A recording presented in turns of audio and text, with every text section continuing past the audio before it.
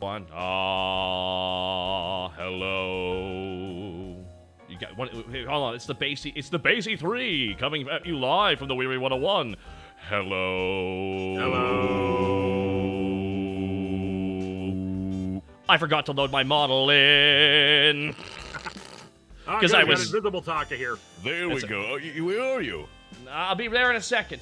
All right. I'll be there in a second. I gotta grab something here real quick. It's over on the left. I thank you guys. Welcome to my professional stream, everybody. I am a VTuber. I apologize for all of it.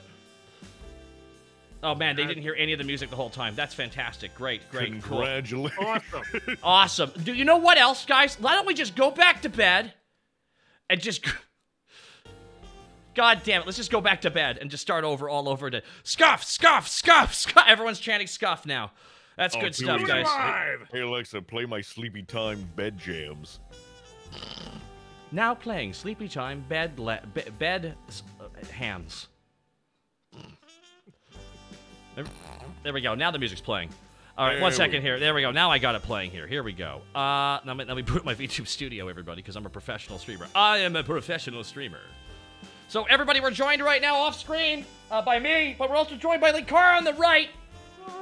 He's a robot, and we're also joined by YourNarrator. Who's from YouTube. I talked about this during your big anniversary stream. Basically, the problem, of course, being that I am made of flesh and blood, therefore I cannot enter your anime bar. I had to create this special probe droid from one of the spare Poyo bodies to enter into your bar. See, I don't mind that you've done that. I actually appreciate that you've done that. It's really fantastic in a lot of ways that you've done that. The last time I did, and I did my big rant about the Ring novels, reality kind of collapsed. That is true. Juniper had to leave. All right, what's my favorite bit? I asked Junie, can I just get a shot of you walking off screen? Why? I told her the bit. She's like, ha, yeah, I'll get you a shot real quick. Wait, come back. I need to tell you about how it's all virtual reality in the third novel. I love how I asked you to do a line, and then your improv take, I'm like, oh, I'm using that instead. Wait, is that a Dalek? No, that's a Linkalic. It's the even rarer variant. It's like one, but special. You heard of the special weapons Dalek? Yeah. Yeah, I'm not like that. Ah, that tracks. That does track a little bit. Yeah. Explains a lot. That makes. Linkara is he in a fishbowl? No, he's on the internet. Silly Goku senpai. Welcome, if I push the buttons on your chest, is it like your actual movement? Can I move you? Theoretically, you could. The anti-gravity doesn't seem to be working other than popping me up and down, it seems. Oh, gotcha. They writes this down, scribbles notes for later. Oh, we just push the button. All right, we'll talk. I don't know how to turn it back on. Neither do I. Oh, there we go. Oh, okay, cool. There we go. Okay, there we go. Sorry about that. You reduced him to atoms. You atom smashed him. It's because I clicked the wrong camera. That's what happened. It was so cold. Oh, I'm sorry. Oh, goodness. As I got older, I realized one of my favorite episodes of The Simpsons is easily the Poochie episode. Fucking love that Poochie episode. I must go now. My favorite bit is when Homer goes, the first mistake I made was losing creative control of the character. The level of fourth wall meta shit with that joke. Yep. I swear that was a shot at one of the actresses. Lisa's actress, right? Because she was like insisting on Lisa being a vegetarian. It fit with the character though, so I think it was a good call to make. Yeah, it was actually. That's why it's not necessarily a bad thing. The free hug ferret, my god, OG Tinkle. Thank God, I don't like the new Tinkle. The OG Tinkle is better, definitely. Thank you so much for the 5 gifted shots here. We're joined by, where's Poochie? Mim is on their way. Mim is not Poochie, though. Oh, wait, hold on. 1 second here. You can talk amongst yourself here. 1 second here. Currently holding. So, Linkara, have you noticed how green his jacket is? I have noticed. Oh, shit. Analyze. Oh. Tell me, Link, why is it green? Is it green or... I don't know! Is it gold or blue or the other color it isn't? SF3, another content creator who's a friend of mine, he was constantly annoyed by the goddamn dress thing, and you know why? Because that was the top trending story of the day, and not Leonard Nimoy's death. Yikes. I feel like Nimoy would have preferred that. I feel like Nimoy would have been like, too many people care. He would have found issue with that somehow. I don't know. The man just feels like... about the dress. We could talk about the dress, but in the end, really, it's about who wore it best, you know? Me, obviously. Well, absolutely. You're still wearing it. As far as you know. Exactly. Exactly, Linkara. So, now I gotta ask you another question. Now, Linkara, you're an aficionado of B movies and many other things, correct? I'd say so, yes. Now, you're a narrator. Now, you're not. No. I am the opposite. This is going to be a game of figuring out what something similar you have both watched and enjoyed is. And that is going to be the game we're playing here, because it's going to take a while. Well, this is fun, though. Oh, this is fun. This is exactly what happens in a bar, though. This is exactly what happens in a bar. Well, unless there's less awkward, like, hitting on the waitresses, though. Oh, for right now. Cool. For right now, until Mim gets here. The Gaming Centaur. Congrats on the newest History of Power Rangers. You dropped the newest History of Power Rangers, right? I did. Okay, so which one are you on now? You're on the third dinosaur one, right? I want to say this is actually fourth dinosaur one. I fucking should have known. Oh my god. Yeah, Dino Fury, and apparently that actually made a lot of people very annoyed because they skipped over a bunch of Sentai to get to it. They're just like, get to the money one, get to the money one, get to the money one. Money. Money. Because that was a recurring problem. That like the dinosaur ones are the only ones that actually seem to make money, apparently, either in the Sentai or in America. Kids love dinosaurs. They do. They fucking love dinosaurs. They love them. That's why they had eagles. I'm like, no, they don't care about that. They want dinosaur. They'll be more interested in the terror. But this is actually a very cool one here, Dino Fury, because for the first time since the original Zordon era, we're actually having a team carry over for another season. That's true. It's not just a completely new team. Exactly. Cosmic Fury, it'll be shorter, and it's probably going to be overlap with the 30th anniversary special, but the fact that they're going for an extra season, and who knows, how long they might keep them around for, assuming they don't just reboot everything. There's rumors, of course, there's always rumors about this going around, that they'll end the main continuity and we'll just reboot and do another Mighty Morphin again. Good. Man, just show me explosions and backflips of them going forward. I'm not gonna lie. If they started again, it wouldn't necessarily be a bad thing, because then they could avoid writing themselves into certain corners. Well, that's the problem. It's like scope bloat, right? I bet, yeah. It's like, I always put it like, eventually it gets so verbose, it's almost like hard to track everything, or be like, there's too many plot holes because you created too many plot hole destructive things. That's kind of the big problem with the franchise being ongoing and all taking place in the same universe. Mostly, we won't talk about Dino Charge and RPM right now. The problem is, especially when the show has been going on for 30 years, and with so many teams actually keeping their powers by the end. Not everybody keeps their powers, but plenty of them do. You raise the question of, why isn't the other team coming to help? That's kind of the issue some of the Marvel movies have, though. It's why I really dislike. It's why I really dislike the prequels in concept. I'm like, guys, now all I'm going to be thinking is, why aren't they fucking doing anything the whole time? Like, it's why when they had like the Immortals, I'm just like, so you guys just busy during World War II? Yep. And you guys just busy? Yeah, they were. They helped invent the atom bomb. Everyone's in, like, supposedly the same universe, but everyone's like, we're just not here for this part. Look, man, I was really busy. I had to move a couch. Like, Captain Marvel was, like, the worst one, I think. It's just like, well, you tell me you just got someone that powerful floating around, she just doesn't show up in all these other situations?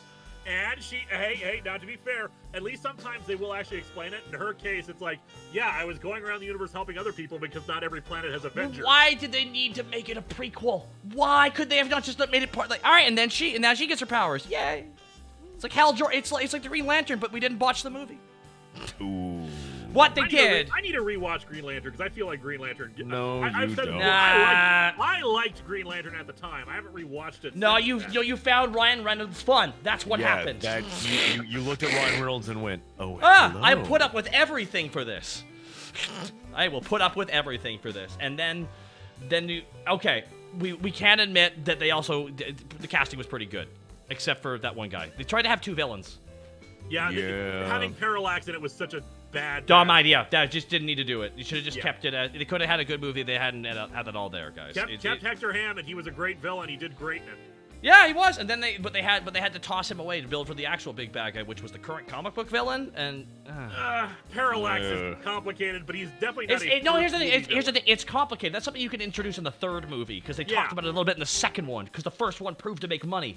There's a simple way to building up shit, which is why you have your 1st movie with Hector Hammond. You introduce it. 2nd movie, you have Sinestro going evil, and then you have the 3rd one be Parallax because Parallax is behind the yellow fear thing and all that jazz. You can explore. You can have the larger lore stuff. You don't have him as the 1st movie villain right out of the gate. And he's already a weird, complicated concept as it is, just as the reputation of fear itself. Yeah, it's just such a weird thing to like. It's why like when they announced the new Superman movies with Cavill, I was like, oh awesome! I hope they're fighting Metallo or something first. Yeah. It's like nope. It's like, no, we're gonna fight evil Superman, but that's boring. You build up to these things. You need to have an escalation of threat. That's why threat escalation. That's the problem with DC. They had no threat escalation. Zod was so much better in Superman 2 because we had already seen Superman, being strong, doing all these things, and now you have this big challenge of not only one villain with his power, but Superman. 3. It's me. It's us, evil Ruski-looking bastards. Ha ha ha. Dude, they had what killed me was when I first saw like a picture of them, I thought it was Star Trek because I thought they were the original Star Trek Klingons. Oh. That's fine, but now we have Invincible, so now we can have our adult Superman. Yeah, there you go. Yeah. I'm curious about, because they did say they're going to animate the other seasons. There's some stuff in those seasons. I don't know if they're going to animate. I read ahead with Invincible. I read the 2nd omnibus. So all I can say was when I was reading, I went like, how the fuck are you going to split this season in half? Yeah, and then they announced that they added 6 more episodes to the season. I went, oh, that's how they're going to do it. Okay. Okay. They added, this season's going to be even longer. I think they're going to split the season 2 into 2 parts, I think, because they added on a bunch more to it. Because I'm like, yeah. Because pacing-wise, when I was reading the book, I'm like, there's almost no break point on this, guy. It just keeps going. It just doesn't stop. There's a break point, but like, it would be like 6 episodes in before the breakpoint hits, and then there's another 10. So it's like, well, they're not going to do 6 episodes. So yeah, anyways, I'm looking forward to it. I can't wait. They said it's going to take another year. Good, it can take 2. I don't give a fuck. Because when it comes out, I hope it's good. That's all that matters to me. It's good when it's done. And I want to thank Anonymous Gifter for gifting a sub to Moist Critical. There we go, Anonymous Gifter. I don't think he's here, but it's cool. They did it in the chat. An Anonymous Gifter. No, I saw it. No, it's right there. It's right there. Yeah. Sorry, I was drinking peach tea. I couldn't verbally... Peach tea? You're getting moist, huh?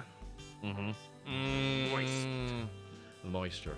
That brings the moisture. So, aside from that, we haven't actually zeroed in on the movie you both have seen. Okay, so I recently found out one of my best friends hasn't seen A Knight's Tale. I have not seen A Knight's Tale. I don't think I have either. Dang. I'm leaving. I'm just gonna give you guys something to Lost Pause. I guess. All right, sweet. I'm taking over this bar and I'm gonna sell it to Zoran. Fine. That's fine. You have my permission to do that. What will Zoran actually do with the bar if he ever gets it? Destroy it and put. He's gonna pave my park. He's gonna tear down my parking lot and put up a bunch of trees. It'll be disgusting. Ew, nature. Filthy outdoors thing. There's this old LARPing video I used to watch, and it was just like all these guys super in character with someone's handy cam while they're battling in the woods away from everybody, and they're really into it. It's really quick cut too. And there's this one line where everyone's just chilling out there. We have to fight that way, but we'll destroy the tree spirit. But if we don't defeat nature, where will we build our houses? And he said it with absolute sincerity. He's like looking around like what do we do? Without like He's going to tear out the bathroom and replace it with a gray and modern one. Exactly. That's what we're going to do. Everybody, we're going to go for a open concept. Clear the trees. This is where my natural garden will go. Ah, nothing. Yes. Nothing. Perfect. Bleak nothingness. The perfect sphere, what I always wanted. As everything should be. Everything is going as I have foreseen. Okay, so you very limited. So I know you've seen The Thing. I've seen The Thing. Have you seen The Thing? The Thing. Yeah, I think so. John Carpenter's The Thing. John Carpenter's The Thing. Oh, yeah. Okay, so all right, good. That's actually my third favorite movie. So there we go. It's on my top 10. I need to actually sit down and actually properly... My top 10 list has been destroyed by Everything Everywhere All at Once. It just has been. Yeah. It fucking destroyed my list, man. I'm like, well, I had a list for 10 years and you ruined it. Let's just assume that most movies, that a lot of good movies in the 80s, I haven't seen. I haven't seen a lot of them either. I haven't even seen Weekend at Bernie's, so... Never seen that one either, honestly, but I feel like a lot of 80s comedies, do not hold up. Hit or miss. It's hit or miss because of some of the content. Real Genius holds up. Real Genius is still really damn good. Well, then there's movies like Planes, Trains, and Automobiles, which is just like, a weird pairing movie where it's just Steve Martin being the straight-laced, organized guy, and then you got John Candy being the affable silly dude. Yep. Yeah, it's just like, and that's a nail. That one's awesome. So it's kind of weird because, again, the 80s were powered by cocaine. So, Boost 2004. I always confuse The Thing with Fantastic Four. You're not the only one. That was an issue with the comics. Oh wow, really? They did sequel comics in the 90s to the Thing, and they're not very good. No, they're not. But because they were worried about confusion with the Fantastic Four character, they went with the original 1950s movie, The Thing from Another World, instead. Okay, well here's the thing: having comic books named after that, knowing that the original movie from the 50s was, and that the original, John Carpenter's Thing is a remake of that movie. It's a remake of. To be fair. Oh, to be fair. To be fair, it's more another adaptation of Who Goes There. Yeah, again, there's been several things. That's why it's technically a remake. Because he wanted the same framing device that the original movie did with the Arctic. Because I think that some people say The Thing is probably one of the best remakes of all time, and I'm like, yeah, I think it is actually, because it is. While it is, it's implied that the original guys from the 50s might have even been connected to The Thing, like they low-key with the old footage and shit. Yeah. And it's neat how they played that. Yeah. And then we had the prequel, and it was bad. I gotta say that John Carpenter had the best thing to say about that. He was asked in an interview, how did you feel about what they did to your creation, The Thing? He's like, I'm going to be real with you, okay? Thank you, Gorns X55, Mucker. He didn't say that. But what he said was, he's like, I'm going to be real with you. I don't give a fuck. Anytime they want to remake my movies, I get a check in the mail for millions of dollars, and I had to do nothing. By all means, remake all my movies. And I'm just like, and I'm just like, that is my energy I want going forward. It's just like, you think, why would I be mad about that? But your vision, I know, but then people. But I get money. Yeah, he doesn't give a shit. He's like, I don't fucking care, dude. I don't fucking. And he especially is happy about that because The Thing was not a success back in the 80s. No, it wasn't. It wasn't a success back in the day. It was his passion project, and it fucking bombed because it was unmarketable. Like, nowadays they could have, but in the 80s they couldn't. The problem was it was the same year as E.T., so no one was interested in... I'm imagining Spielberg. I want that little nerd. I want him out of Hollywood. I want that skinny little bastard gone. Because you released it the same year as the beloved Alien, dude, children's movie. That's one of the worst Alien movies. The Thing is more scary than Alien. Yep. Oh, it's so fun. Oh, dude, it's just so funny. It's just so funny. I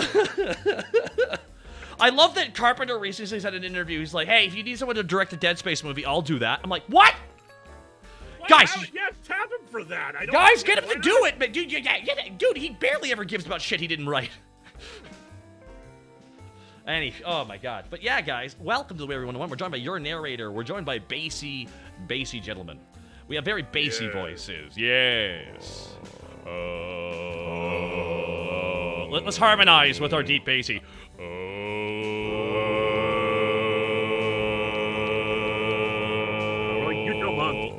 There we go. That's good. That's good, guys. That was really well done. Well done. That was for everybody. That was for everybody. That was for the internet, really. Yeah. Give us your bass. Okay, guys, we can't do anything in timing because we all have completely separate latency, so that's going to be a hot mess. Yeah, do the Monty Python chant. That's the thing, but we still have timing. We still have timing on that. The timing. Yay, hey, su, Donny Day. See, the problem is... Requiem. Whack. Ah! Hey, Linkara, have you ever played DMC? If not, you might like, especially Virgil, who's played by the Quantum Ranger, and main character is the guy who got carjacked by Time Force twice. Was he carjacked twice? I don't even remember that. I guess he was. I've never actually played Devil May Cry before.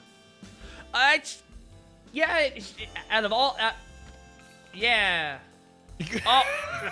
Oh, by the way, guys, I think we're getting follow botted right now, unfortunately. So we might have to turn off alert. Gross. Yeah, it's okay. Yeah, it's I'm just gonna turn off my alerts. This is my fault. I invited people to come into the bar and watch me.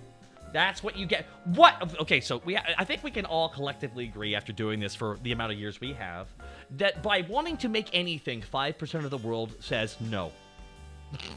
Hey, I want to make something. 5% of the world, nah, and I took that personally.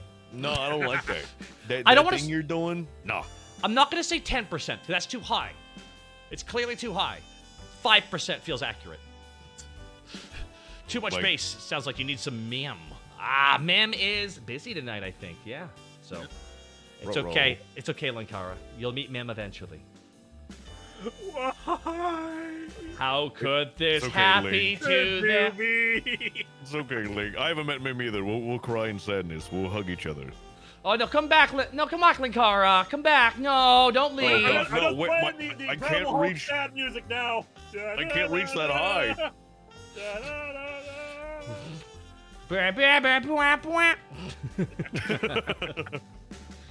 Oh my god. Is there a robot heaven? No, guys, no. Robots, they dream of electric sheep. You guys are getting it all confused.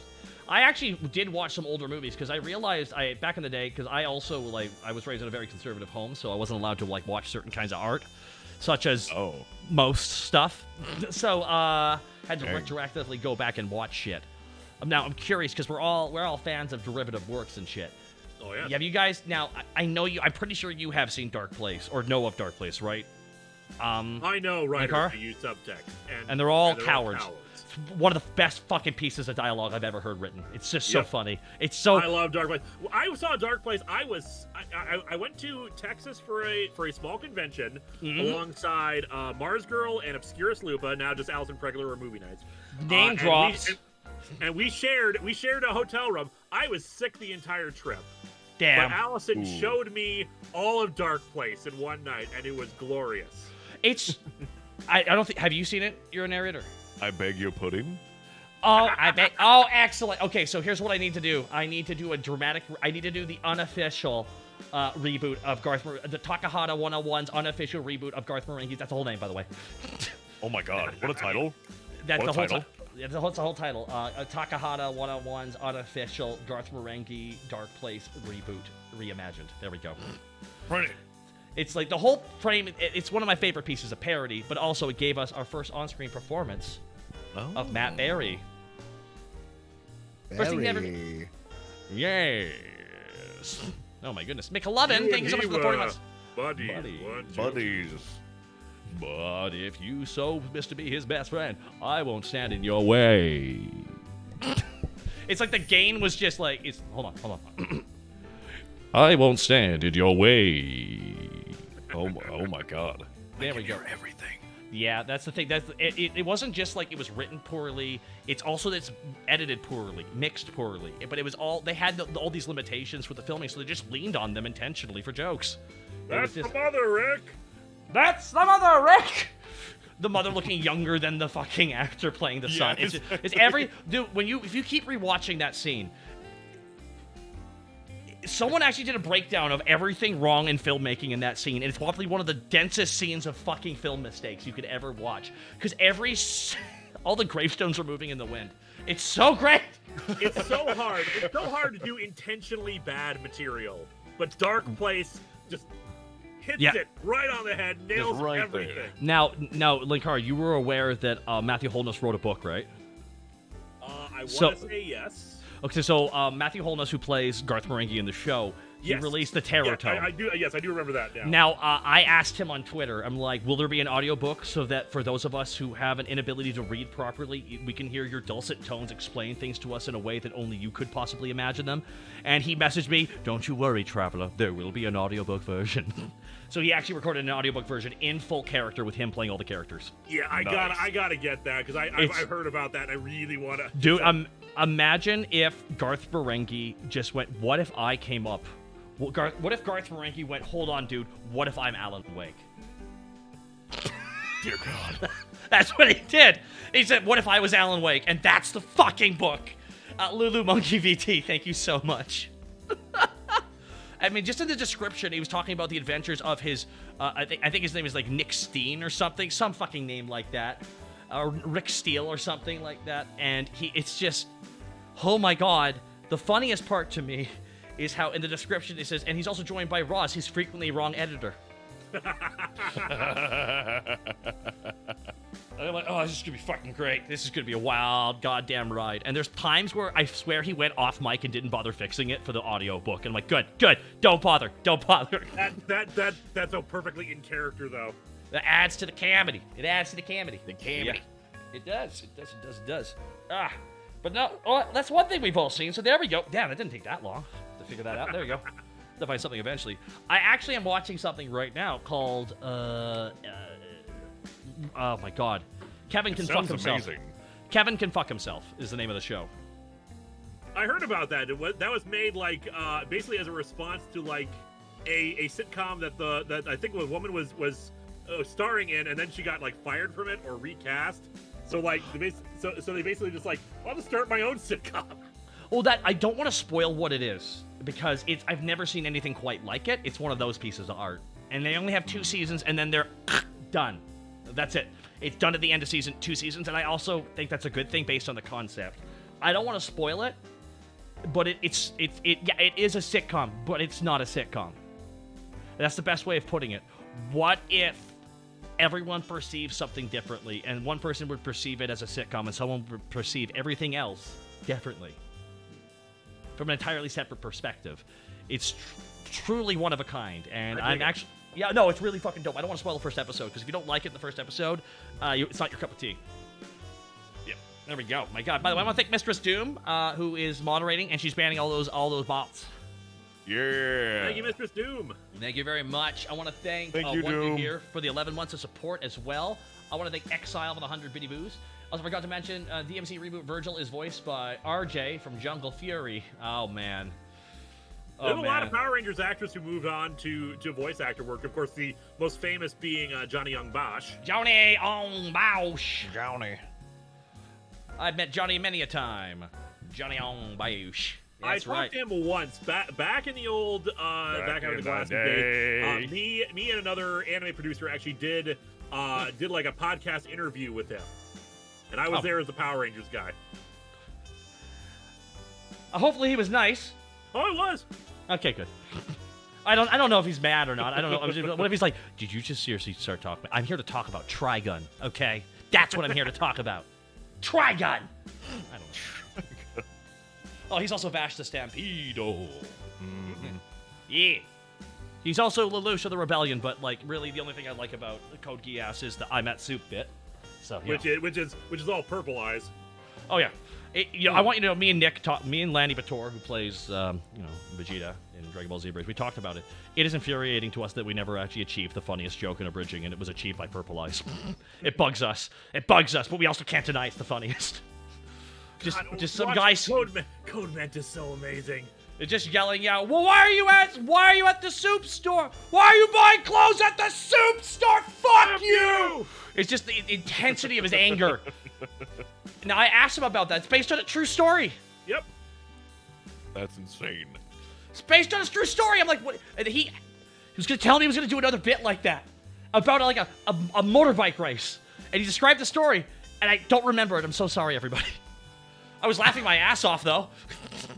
It's just a motorbike at play. That's all I knew. Someday, like Purple Eyes just releases content, whatever the hell he feels like it. Someday we'll have Code Ment episode like 17, and the motorcycle bit will appear. There we go. Right. Sig RD0058. Glory to the God Bartender. There's actually is a soup store. I know there's an actual clothing store called Soup, guys, but that's not the point. The reason why the argument happened is because they didn't know that there was a clothing store called Soup. So he says, I'm at Soup. What do you mean you're at Soup? What the fuck you talk? Without the... I just recently... And that's not even the only... And the Soup store bit is not the only good bit in that episode. Like, one that I always quote, and I always want to, like, find a good opportunity for it. No, I can't rescue her. It's against my moral compass. Your moral compass is a roulette wheel. It's also it's how he, like, when he plays the loose, he yells the line and it clearly peaks the microphone. Yep. And it's just damn funny. But one of my favorite things where he jumps out the window, just goes, psh, window! Cuts to Leon from Resident Evil 4 jumping out the window. When he lands, it's him. It's like, what? I just, to this day, any window-based thing, I just go, window! They jump out the window. Well, Linkara, at least you didn't have another Power Rangers actor jokingly call you a jackass again. Oh, Gorn! Oh, no. Gorn's is a frequenter of my channel and my chat. It's fine. They're referring to, I think I actually did talk about in the remake version of my Time Force video. Are you telling me out of the hundreds of Power Rangers actors, one of them didn't care for you? That's weird. No. It was perfectly fine. Here's what happened. Power Morphicon 2010. And at that point, I had done several History of Power Rangers. Oh, yeah. What do you mean that's a thing? What? Any hardcore fan. Dude, there's GodzillaCon in Vegas. I don't know what to tell you, bro. No, I don't mean that. I mean, here's what happened. I went to Power Morphicon 2010. By that point, I had done several History of Power Rangers videos, and I had gotten quite a bit of popularity for that. And so I went to the Time Force panel, where Vernon Wells, Bennett and Commando, he was in Mad Max 2, basically. Oh, shit. And he was the villain in Power Rangers Time Force. Ransack. Oh, he was their big get, right? Because he's a legit good stage. He was a legit stage actor, right? Yep. And Time Force had a number of really good actors on it. Yep. And he was there for that panel. And I went up to ask a question, and the audience, several members of the audience were like, "Yeah, Linkara, History of Power," like several cheering. And I replied, "Oh, thanks, guys, but I was trying not to look like a jackass in front of people." Thanks, guys. So Vernon Wells is like, "All right, jackass, what's your question?" Great, good. That's good 1-2 comedy bit. Crowd killed the crowd, right? Yep. Mistress Doom with this 19 months of support. Everybody, Mistress Doom's gonna be helping me with Open Bar tomorrow. We're actually gonna be having like, I think 28 to 30 VTubers swinging by the bar tomorrow. Jiminy. Starting at 12 p.m. PST. Yeah, have fun with that. Oh, open bars are always so fun. You never know who you're gonna get. That's the fun thing about it. We actually have a bunch of people who've never been on here before, and yeah, that's kind of the fun of it all, right? Besides, I have my YouTube. I'm a Twitch ambassador. I have to like use it to smuggle people or something. I don't know. So what sort of diplomatic immunity do you get as a Twitch ambassador? Well, I say I have diplomatic immunity when I really feel caught off guard or made a very poor joke. So then I just demand diplomatic immunity, and they can't deny it to me. But then one day I won't be a YouTube ambassador, a Twitch ambassador anymore. Oh shit, a Twitch ambassador anymore. And then I'll be like, you can't do this to me. I have diplomatic immunity. Then everyone in the chat will be, it's just being revoked, and be like, no! It's gonna be. I'm not gonna take away everyone's satisfying typing of that. It's gonna mean a lot to them. It really is, because it's, I think, the penultimate 80s one-liner, right? The what? The ultimate, like pretty much the ultimate line.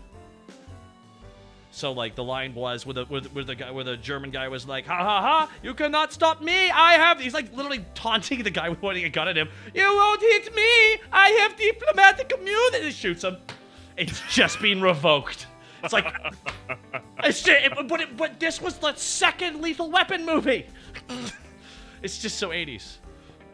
Oh my goodness, we have Erikos1. Hey, Linkara, I just got into watching Tokushotsu lately, and last weekend it started showing at the very beginning of the Super Sentai. I thought of you, realized it was going on for 30 years now. I also wanted to mention when Phaelus reviewed TMNT Next Mutation, I mentioned that I started watching episode 1 once as a kid and immediately went back to watching Power Rangers. Figured I might be proud of that, considering how bad Mutation was. Anyways, got to run. Sorry this is so long talking. Cheers.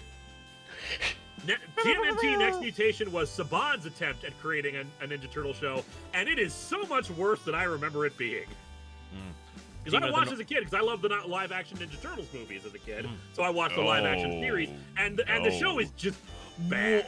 It is really bad, and of course, there's a subset of audience who will say, well, that's because they introduced the fifth turtle who was a girl, and that ruined everything. No, the problem with the show is that it's a cartoon, and it's not even a very good cartoon. Here's what happened. They said, if we get these big turtle outfits, it's cheaper than animating shit. Yup. And the suits themselves are really good. But, yeah, they weren't bad.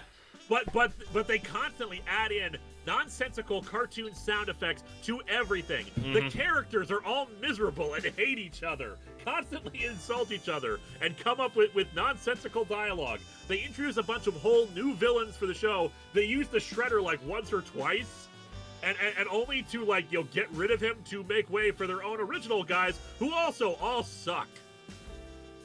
Yikes. It's just bad. Phalos did a whole video on every single episode of the Next Mutation, including their brief crossover with Power Rangers. Dude, that was so wild that was in the first set of episodes of the show. I know, right? That is batshit. That's like end of the show level fucking content, not the beginning. Especially because when Mighty Morphin Power Rangers came out, because of the goofy name of the show and the emphasis on martial arts stuff, it was seen as a Ninja Turtles ripoff. Yikes. That's a fucking oh my god. Someone said, okay, so there's a comment made earlier here too. It was like, all right, admittedly, talk could be like can't touch this in Alucard voice. That's true. Can't touch this. Can't touch this. Stop. Alucard time. A big shot. There's no doubt. Line off either pee it out. Don't like it. Kiss my rump. Just for a minute. Let's all do the bump. It does this. What is he doing? I believe that's called the worm. Oh, sorry.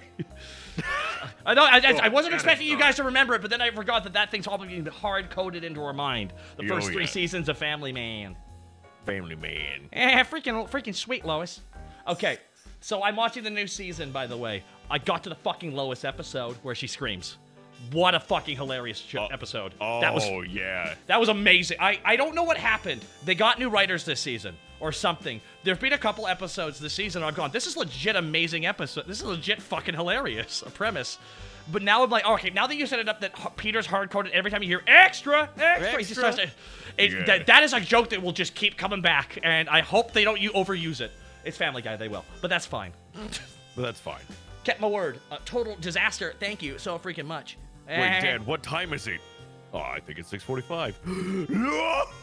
No! Extra! Peter! It was like, man, she's talented. Fucking great. Fucking great, man. Aside from that, God, I really haven't been doing anything else other than, just kind of take care of my dog, playing Total Warhammer, running the bar.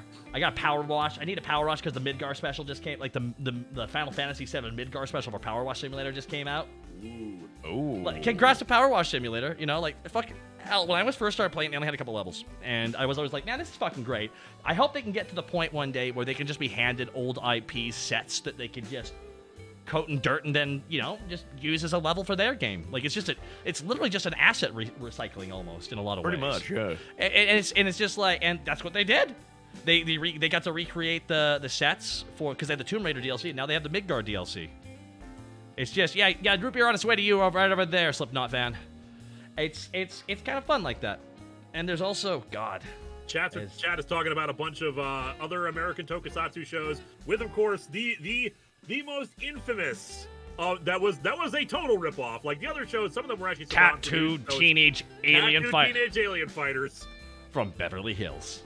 I've watched the first episode. It's a real show. Directly a Power Rangers ripoff. The plot of it is just the first episode of Power Rangers, but with a hand coming out of a bunch of goo instead of I guarantee that's what they called it, but they were going to call it something else, and they just didn't bother.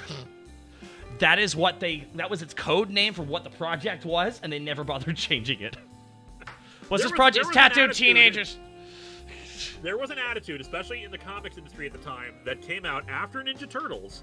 That the thought process was, the goofier the title you have, the more people will take an interest in it. Oh, Baron99, thank you so much. I still love the fact that, like, I think about how, like, Teenage Mutant Ninja Turtles was literally laughed out of pitch meetings, and it went on to gross billions of dollars. Fucking hilarious. Yep. There were Fucking tons funny. of comic book knockoffs of TMNT with similar titles: Sultry Teenage Super Foxes, Adolescent What? Radioactive Hamsters. What? See, I don't even know if we could be we might be being gaslit right now. I don't know if we're being gaslit right now. Look We them have up, no way of they're knowing. real. It's real. Street Sharks was a fine. Street Sharks was fun though. Street Sharks was fun. Street Sharks was fun, everybody. Okay, that was fine. Beetleborgs was also fun, but that's just because. Well, it had Flabber, so you know. Beetleborgs is especially fun because it's a case of they were actually more popular than Power Rangers briefly, but they ran out of footage. Yeah. Yeah, and they had to they had to do that thing. Oh no, they don't have their powers because we're out of footage. Oh, They just ended the show, and because and it cycled back into Power Rangers again because the idea of children becoming tokusatsu heroes was so popular with that they created Justin for Power Rangers Turbo. Oh. It all comes around, Gary. It all comes around. Listen, Turbo, we got a lot of bad things in Turbo, but what we did get was the incredibly amazing joke in the movie. Hey, Rita, how do you defeat the Power Rangers? They're, like, getting annoying right now. Power Rangers? If I knew how to do that, I wouldn't be listening to this! 10 out of 10. 10 out of 10. That's all. That's 10 out of 10. What a joke. Chef kiss. It's just they're in bed. Oh, you kidding me? Oh, it's bullshit, man. It sucks. It's just good. There's some good comedy there. It's only a great part. Love this rivalry between Rita and Divatox carried over into the show. Like, she was the first person she called for advice on how to fight the Power Rangers, and then when they see each other again, Divatox has beaten the Power Rangers. And they just snipe at each other the first episode of Power Rangers in space. I have that too if I had everyone help me. What? Shut up! You're starting to start hockey fighting. They just start hockey fighting in the stands. Like football fans. Rita tries to shoot her with her staff. Oh yeah, because they're all. Here's one thing. There's one rule about assholes. They can't stand other assholes. That's why they keep trying to carve out little kingdoms for their own assholery. Because someone comes along with that guy's an asshole, but so are you. I know, but just like we hit our max threshold. Oh my god. Aside from that, oh god, what else?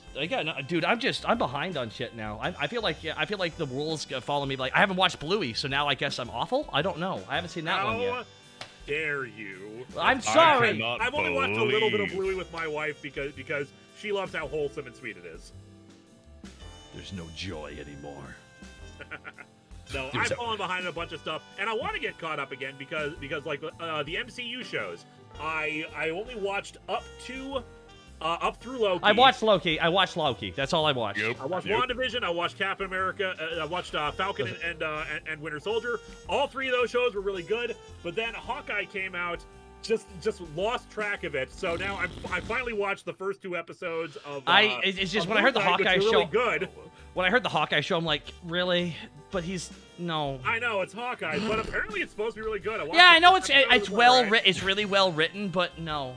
I prefer the more, as good as Falcon and Winter Soldier was. I personally enjoy the more magical, mystical, weirder stuff like WandaVision and Loki. I want the more outlandish I feel like out of all of them, Loki was the best, and also I'm just a sucker for Tom Hiddleston acting as Loki, so that first episode was an absolute treat. The only problem with Loki was it needed 2 more episodes. Well, apparently they're getting a full second season. It's just COVID interrupted everything. Oh yeah, it did. Oh, interesting. No, yeah. Well, it's like it derailed a lot of shit. That's why there's COVID era movies. Like Barbarian's a COVID era movie. Yep. For example, there's just some movies that weren't able to be made because they just required. It was really difficult to work with everybody. Yeah. So now it's not. Now they actually have the system down pat and everything, which is good. Mix eggs, milk, flour, and pinch of salt into a bowl. Grease a frying pan. Pour mixture in portions into pan. Wait for bubbles to form and then flip. Well, thank you, Brad Kern. talking about your mom? I don't know. You didn't give me context. So what I want is I'm releasing a new book, How to Lose Friends and Alienate People. Oh, no. I'm just doing great. Thank you. So far, so good. Keep it up. What's that? You ever watch the show? Oh, my God, Portlandia? I have not heard good things about it, though. It's hit or miss, depending on the bits you got, but one of my favorite bits in the show is the feminist bookstore. Okay, no. This is written by liberal writers, so this is fucking funny. So, they're literally going through all the books. Hey, I realize this is the new release of the blank. It's a bestseller. Do we want to sell it here? Do we want to be that kind of place? And they actually have it as a real concern. Immediately, that's the first bit. Do we want to sell a popular book? Are we one of those people? I'm like, oh my God, they're. Want to? And that's just it's like, do we want to because they keep doing counterculture to the point where no one understands what they're selling. That seems like a bit that would be in black books. Kinda. It kinda is. That's why it's an evolved bit, but some parts of that show have aged well, some parts have not. Linkara, have you watched Garo? I haven't even seen Garo. What's Garo? What's Garo? Have you seen Chainsaw Man? No, but again, my wife Vega, she loves Chainsaw Man. She did a Power cosplay. Okay. I think that's her name. The lady with the devil horns. Well, now you have you heard what she's based on? Power? Yep, I have heard about that. It's confirmed by the creator. He actually confirmed it. Confirmed that she's based 100. She's 100% meant to be Cartman. Yeah, she's meant to be Cartman. That's why she's like, oh my God, I'm so great. I'm just so good all the time, yeah. God, hopefully less Nazi. I haven't seen the show, so I no. Dude, she thinks demons are better than humans. She's already pretty racist. All right, so like, it's kind of. Yeah, but at least I don't think she's dressing as an actual. Well, they have to keep telling her to get. That's why you have to have a bath. You smell like shit. It's like because she doesn't bathe or anything. She's just fucking annoying and cumbersome. It's like this is so Cartman. She's just like, I don't want to eat my greens. She's just being Cartman all the time. Yeah, I get it. Doesn't flush her shit either, because that's for some other people too. She's the worst. She's just the worst. Oh. Power would eat all the KFC chicken skin before the actual meat. Yep. And would blame you for it. And then be like, all right, well, I gotta go, guys. I figured she was just based on a cat. No, but all cats are psychopaths. You're right, Mediman. You're almost there. You almost figured it out. Yeah, that's cats don't see you as a friend. They see you more as, like, the emergency food. Yeah. Yeah. No. I figured... Oh, no. So, okay, so want me to explain the plot of Chainsaw Man to you with very broad strokes that are wrong? Dude with a chainsaw for a face who wants to touch boobs is what you're already so far off.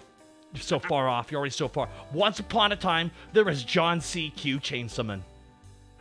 Now, John C.Q. Chainsaw Man had one dream, and his dream was to no longer live in a society. But unfortunately for John C.Q. Chainsaw Man, he lives in a society. John C.Q. Chainsaw Man goes to his job, which seems messy, and then does the thing. And then John C.Q. Chainsaw Man's like, oh no, I am the demons.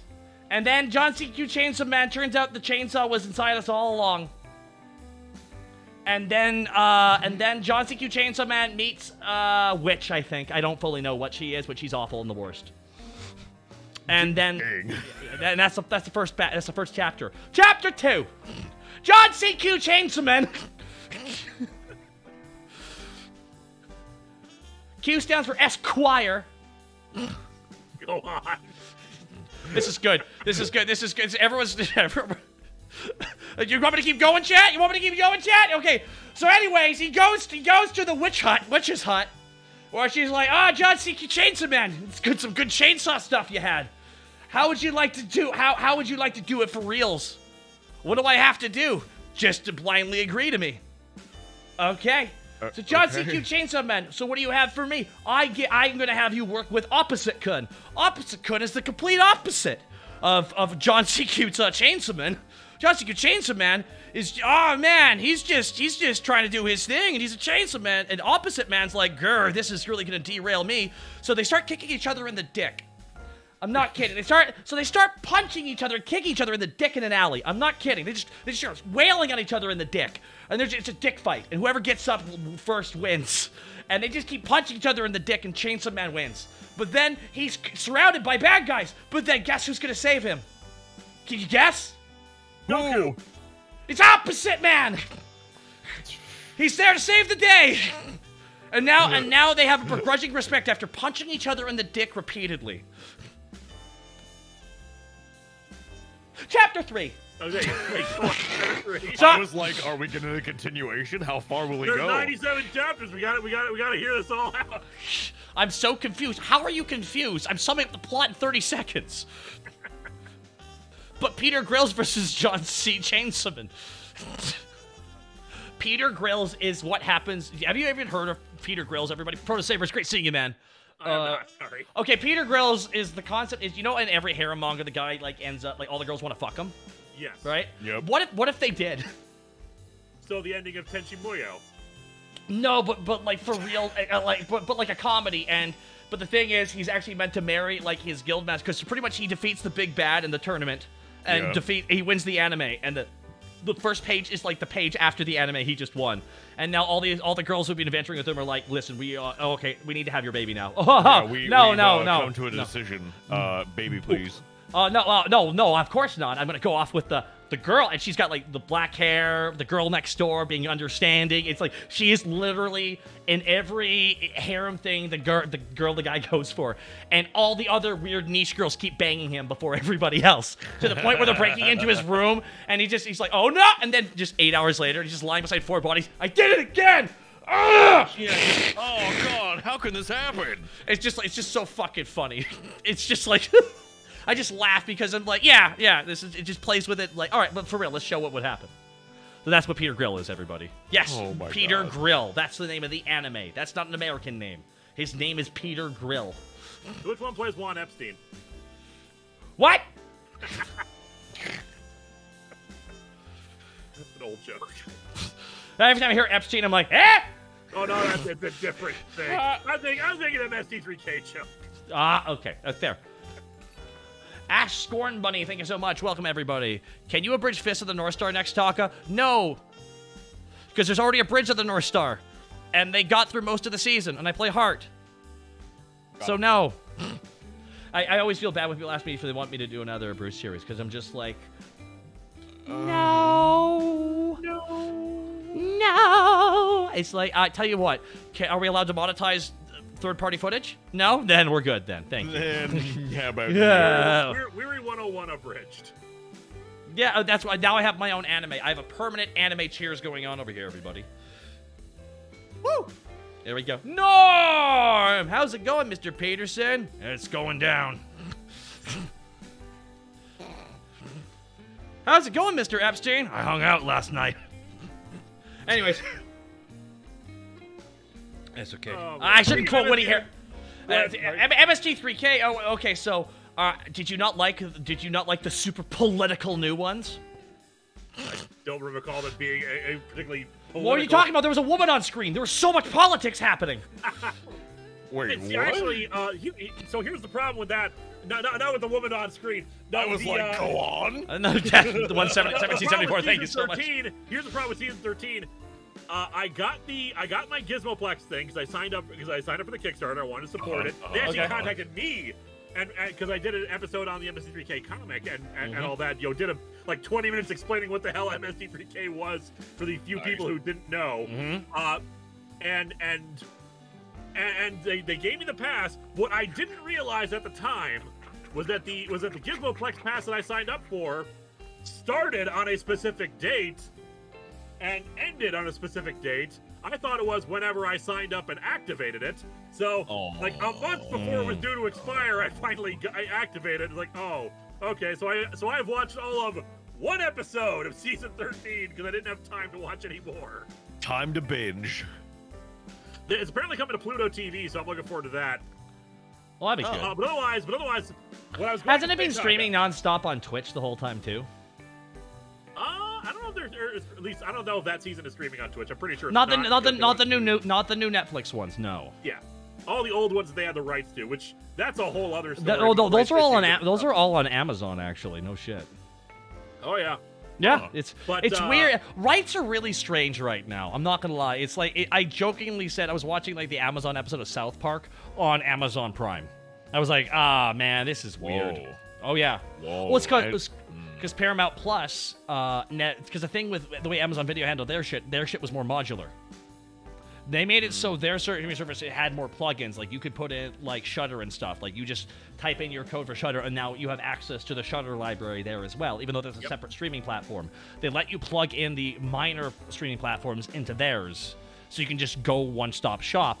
And for that, I can criticize the company about a million things, but I can say that was a smart play because now they have Paramount Plus on there too. So now they got all of Frasier, all of South Park, all that stuff on there too now. So there you go.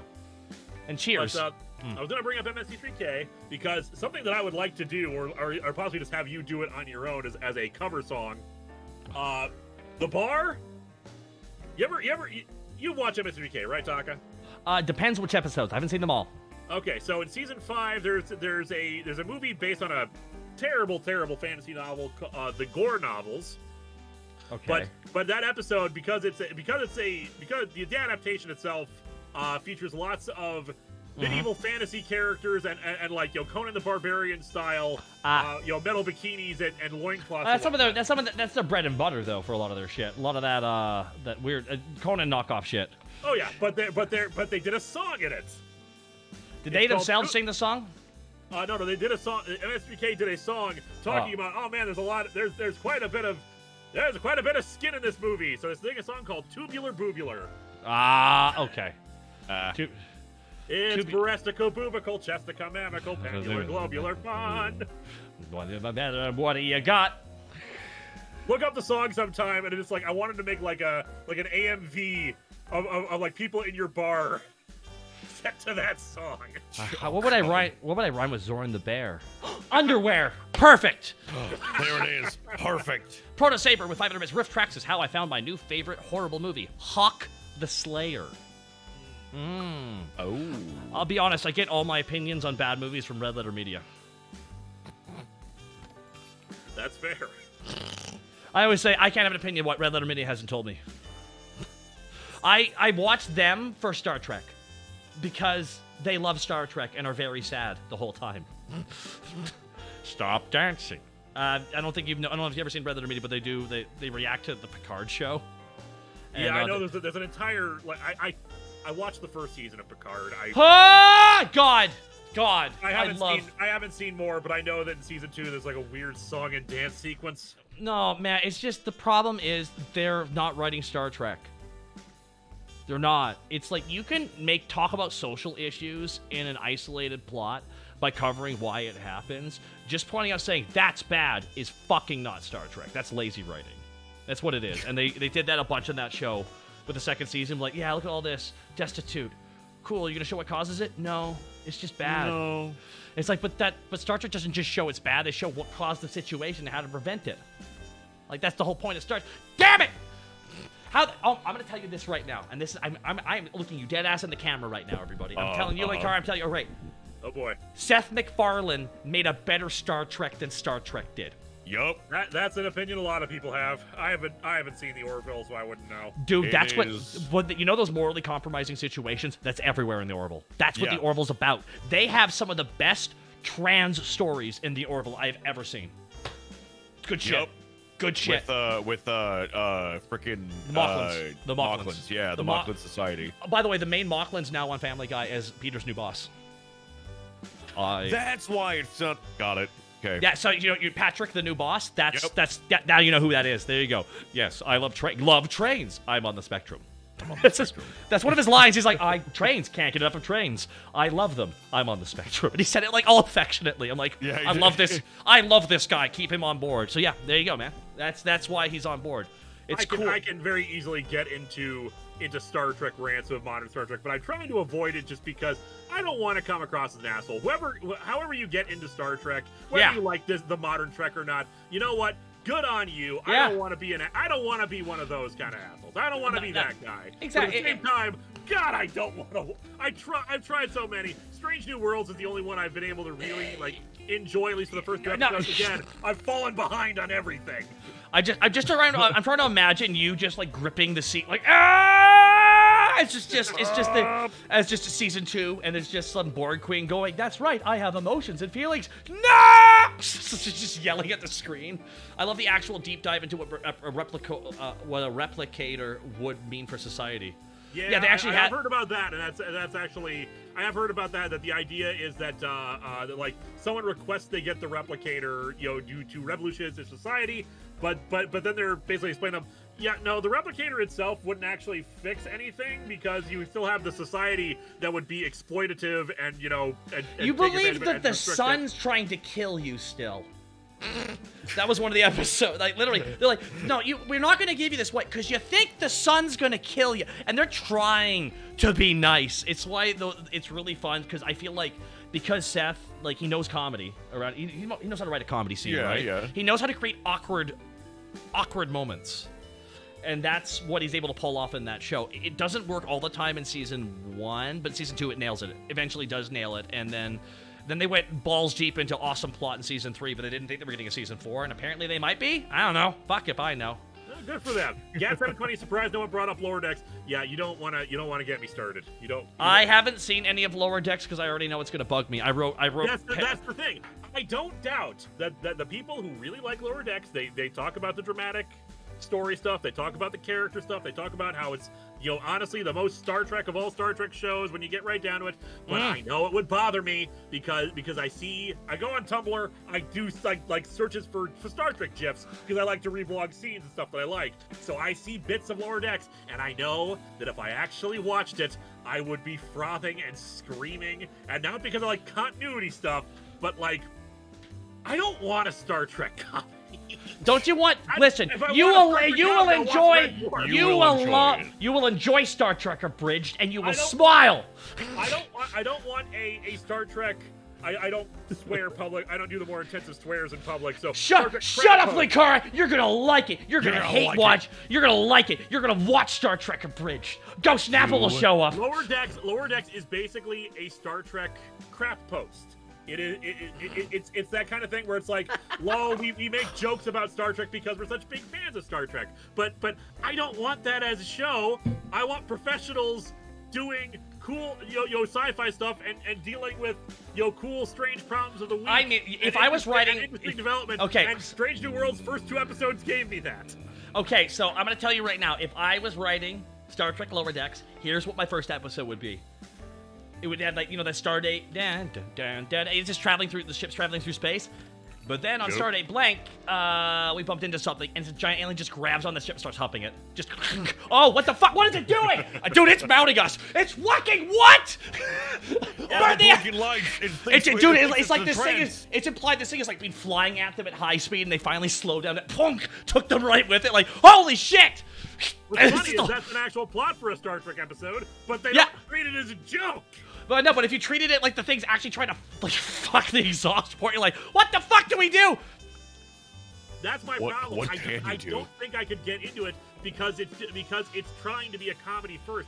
And again, if people like it, good on them. I don't want to be that asshole who says you can't like it. It's not real Star Trek. But I know that I would hate it because it's not the kind of thing that I want to watch. Sometimes, Sam, I am. I just don't want to have green eggs and ham. I'm over here twiddling my fingers like, yeah, it's everything's got their own opinions. So, Linkara, what do you think about Star Wars? Can't even get the word out. Last Jedi is amazing. No, it isn't. All right, so Rise of Skywalker. It's a good thing that the guy rubbed his hand on the thing that looked just like Hoth and said, "Don't worry, it's salt." Looked right at the camera. Thank you for that, dude. Really appreciated that. Dude, heck yeah. He was trying to see if it was blood or not because it looked like blood. Did no one ask when they were landing?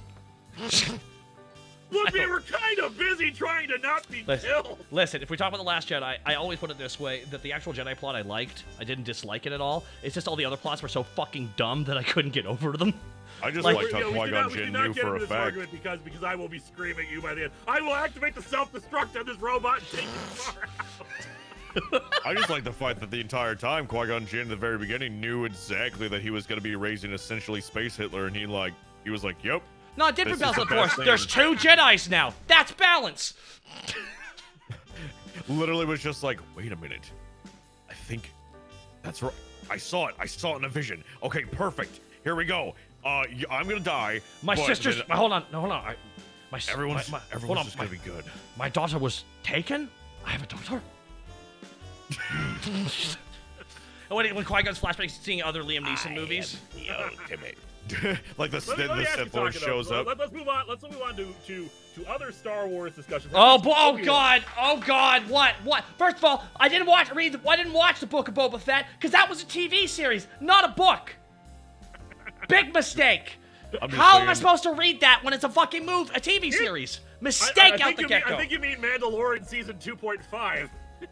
Well, no, you mean scrapped Mandalorian season 2. If it wasn't a success, they were gonna pivot into that, but because sorry, go on. No, go ahead. Honestly, Book of Boba Fett was okay. The problem is, like, I don't care about Boba Fett. I don't want to care about Boba Fett. And the more I watched Book of Boba Fett, I was trying to figure out, wait, he's trying to be a crime lord, but he doesn't want to do crime lord stuff. So why is it, why is he trying to be a crime lord then? It's because I think there were 2 seasons for Mandalorian. There were 2 directions to take the show. One which was a more gritty crime thriller, which is kind of what Book of Boba is, and the other one was Mandalorian gets to hang out with Luke Skywalker like his best friend now. It's the reality of it. There were 2 distinct directions. Keep it on the low ground, or they're rubbing elbows with named characters. Mandalorian season 1 did so well, they went that route. Yep, I just think that's what happened. 0058, a crime lord with ethics. It's not that he had ethics. It's that it felt like he didn't want to do crime lord stuff. He just wanted to just pay tribute to me because I have guns. That seems to be what he did. He didn't actually want to sell drugs. He didn't want to sell anything illicit. Maybe prostitution was a thing. I don't know. But they don't explicitly say it because it's Disney and they can't go so far with it. So we just have Boba Fett, taking over as a crime lord, not doing crime lord stuff other than pay me tribute, and it's fine. It's not anything I really am that interested in, but it's fine. I like how he keeps making friends by hiring all the people who try to kill him. I'd like to take a moment here with our bassy voices and let us all ruminate on how we can get Pedro Pascal's agent, cause wow. Right from Last of Us, still got 1 more episode, and now his next TV series just started up. Fucking hell! Talk about a fucking agent. Is it another show where he is protecting a small child? Well, here's the thing though. It's Mandalorian season 3 started. Mandalorian season 3. Okay, yeah. Yeah, it's great. It's Last of Us still has I think 2 more episodes or 1 more episode left in their season. And now the next show with him has already started up. I'm like, what an agent! Holy shit, what an agent! I mean, bruh, it's nuts. I'm still stuck on Obi-Wan has the best girlfriend ever. Oh, he did have the best girlfriend. You should have seen how she fit on a lightsaber. Hiya! It's okay. Well. Yikes. Eventually, I think. But yeah, actually, I was gonna say when I was saying let's pivot to other Star Wars stuff. Have you seen Obi-Wan? No. Obi-Wan, I thought was actually really damn good. I'm gonna wait to see until season 2 before I watch it, because if they improve upon what they did in season 1, I'll watch season 1. Otherwise, I don't want there to be a second season. I really hope there isn't a second season. If they've announced it, then fine. But I would prefer it just being a done in one, because I thought it was really, really good as its own thing. Fine, that was my thing. I hate the prequels. But Ewan McGregor was phenomenal as Obi-Wan. I wanted Ewan McGregor's Obi-Wan as a. I hated the prequels too, but man, I fucking loved the fucking Clone Wars series. Yup. It's good shit. It was good shit. It was also just I love the voice acting in that too. It's one of the most some of the biggest mindfuck castings you'll ever see. I genuinely think that the voiceover performance, one of my favorite voiceover characters I've ever heard in anything was Cad Bane. Oh, okay. I just loved me some Cad Bane. His accent was implaceable. I loved it. I can't even put. I don't know what his accent was. I've never heard anything quite like this. It's fucking fantastic. But the same guy plays the Christopher Lee character. It's the same guy who does this. Same guy. Does what's his name? Dooku. Yeah, Dooku's actor. Same guy who did the perfect Lee impression. Tempest DA, thank you for the 1 year of support. Yeah, it's like the first season, the voice acting was really rough around. Corey Burton, thank you so much, Proto Saber. Thank you, Corey Burton. And you can look up. Corey Burton's got one of the longest resumes next to Frank Welker in animation history. Dang. Yeah. Oh, yeah?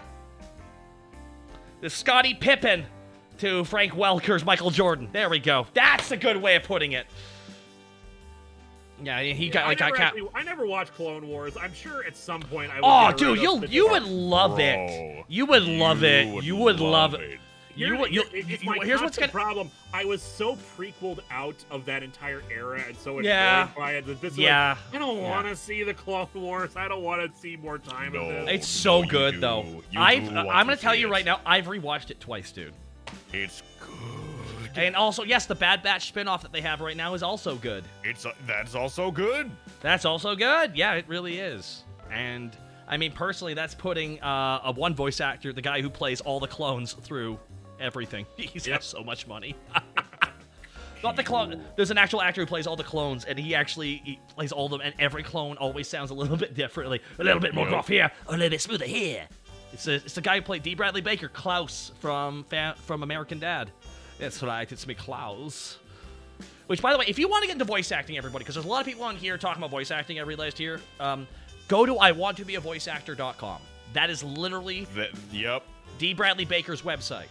Now, he actually created the best website for this, because he's always asked these questions. This answers all the questions you might ask with painfully honest answers. Yep.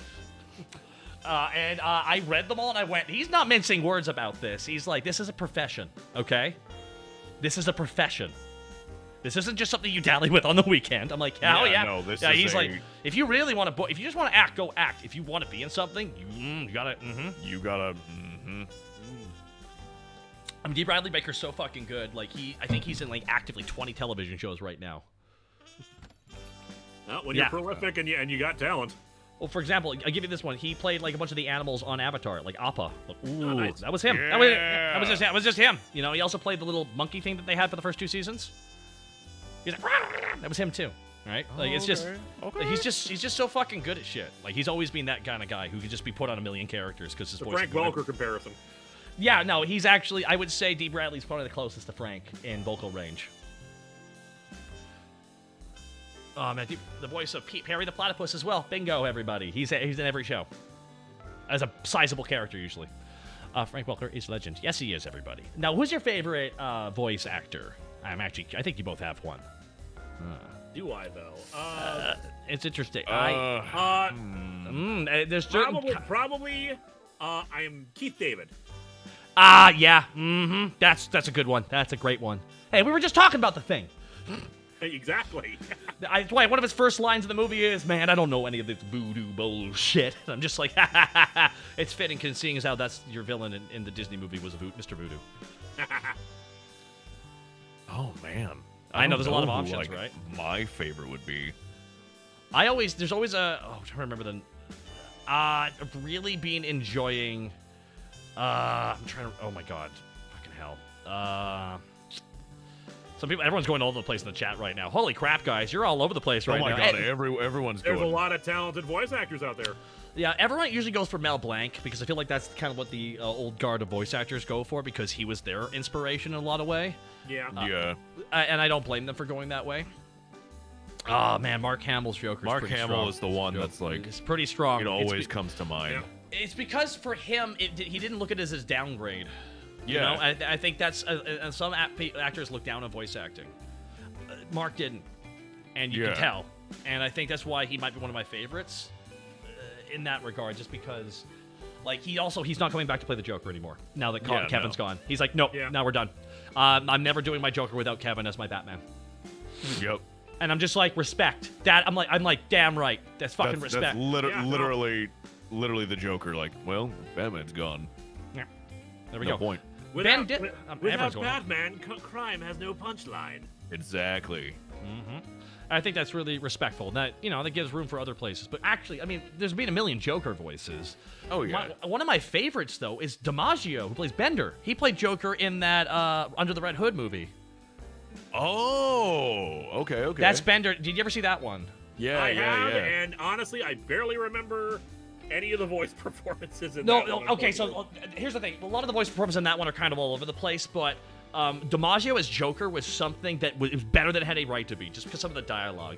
Now, you be a good little boy and stay here, and when you see the big man, tell him I say, hello.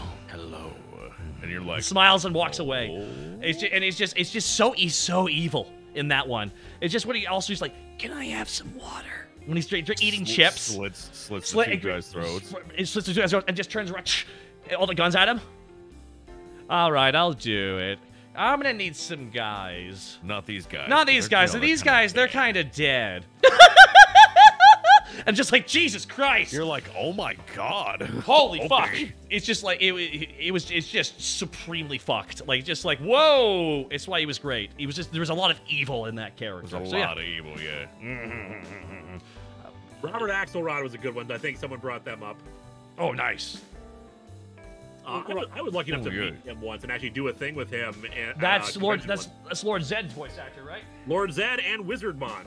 Ah, yes, I've met him too. Ooh, I was dressed up as Rita Repulsa on stage one time because there were cosplay makers made it for me to put on. Nice. There you go. And I forgot my lines. I forgot my lines and improv my way out of it. But yeah, no, he was nice. I met him. We had a good conversation. And as he left the room, have a good day, Dennis. I'm like, that wasn't my name, but okay. You're like, He was nice as fuck to me though the whole time. It's just like, can't Dennis, get me. that's your name now. you are now Dennis. Fuck, I'm Dennis. Nice to meet you, Dennis. As he left, I was like Hans Moleman energy at that point. And I wasn't even offended. I'm just like, he was nice the whole time. Just very nice dude. One of the nicest, sweetest dudes out there. Rest in peace. Rest in peace. R.I.P. R.I.P. All right, slightly. I'm gonna bring it all back around again because it's all coming back around. Someone in the chat mentioned Richard Horvitz. Okay, so I'm bringing up here comes the Horvitz. So Voidburger, the streamer probably known for a lot of her Silent Hill related stuff, brought up this fascinating thing on Twitter that I think is hilarious. Have you ever seen Battlefield Earth? Yeah, every single angle is on the side. Yeah. It's only Dutch angles. Okay. I'm gonna blow your mind with this because she blew my mind with this and it makes so much goddamn sense. Yeah. Battlefield Earth is just Invader Zim. Yes. Oh. Turl's plan, everything that Turl does and his reactions and the kind of things he does, that is all Zim. Oh. Battlefield Earth is Battlefield Earth is the Scientology movie, someone said in chat. It is. And they're like, it is. But low-key, there's one line of dialogue in that movie I love. And it's when they're flying in the giant... They're flying in the thing, and they're looking at the map. But where are the lines? They must have faded with time. Oh, they all nod in agreement. And I'm like, God damn it. That's what they would think, right? Why wouldn't they think that? Why wouldn't they think that? Why not? Just consider this. Zim would totally be the kind of person whose evil plan was, I'm going to put one of these humans inside of a machine that will teach it things and then make him work for me. What if we overeducate our slaves? What if we give our slaves the ability to be self-actualized? Or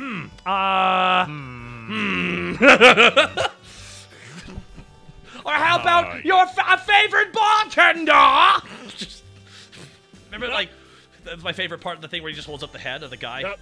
That's good shit. And Zim would totally be the kind of person who would exclaim, well, you was not learning how to spell your name! I was being trained to conquer galaxies! Would Zim blow up his own planet accidentally?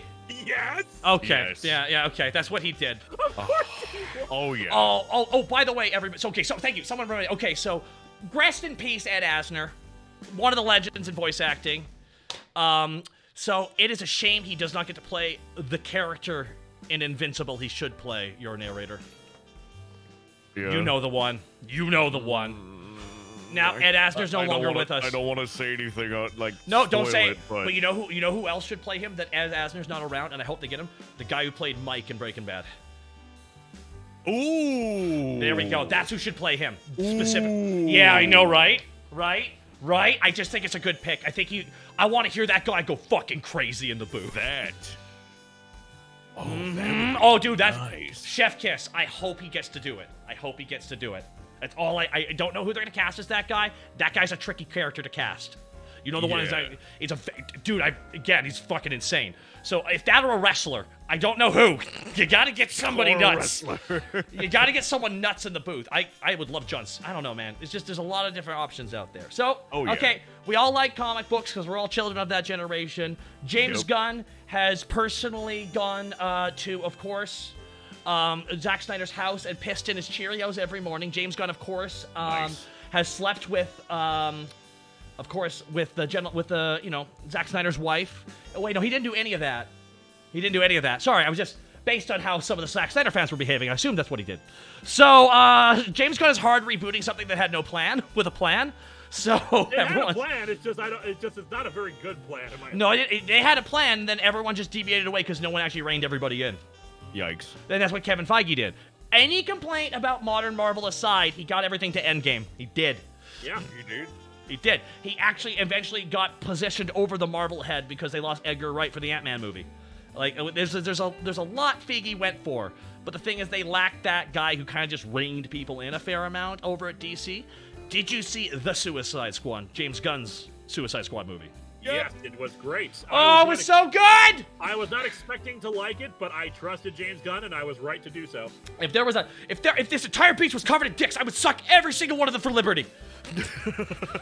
I admit, as a fan of the Charlton characters and what they did with Peacemaker in the Jaime Reyes Blue Beetle comics, I'm a little sad to see him reduced is not the wrong word, he's not reduced. He's I put it this way, and you gotta get going here, dude. I think so. Someone's at my door.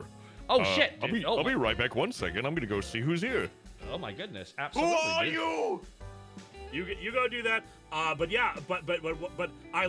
while I would prefer to have a slightly more comics faithful version, at the same time, it was just such a good performance that I can't really fault it. It's why I always put it. It's an adaptation. It's why people always mistake adaptations. Like, I saw a complaint about The Last of Us recently. Their biggest complaint that they had was, why are they all this talking? They should be fighting creatures. I'm like, do you think the gameplay loop is going to be the fucking story?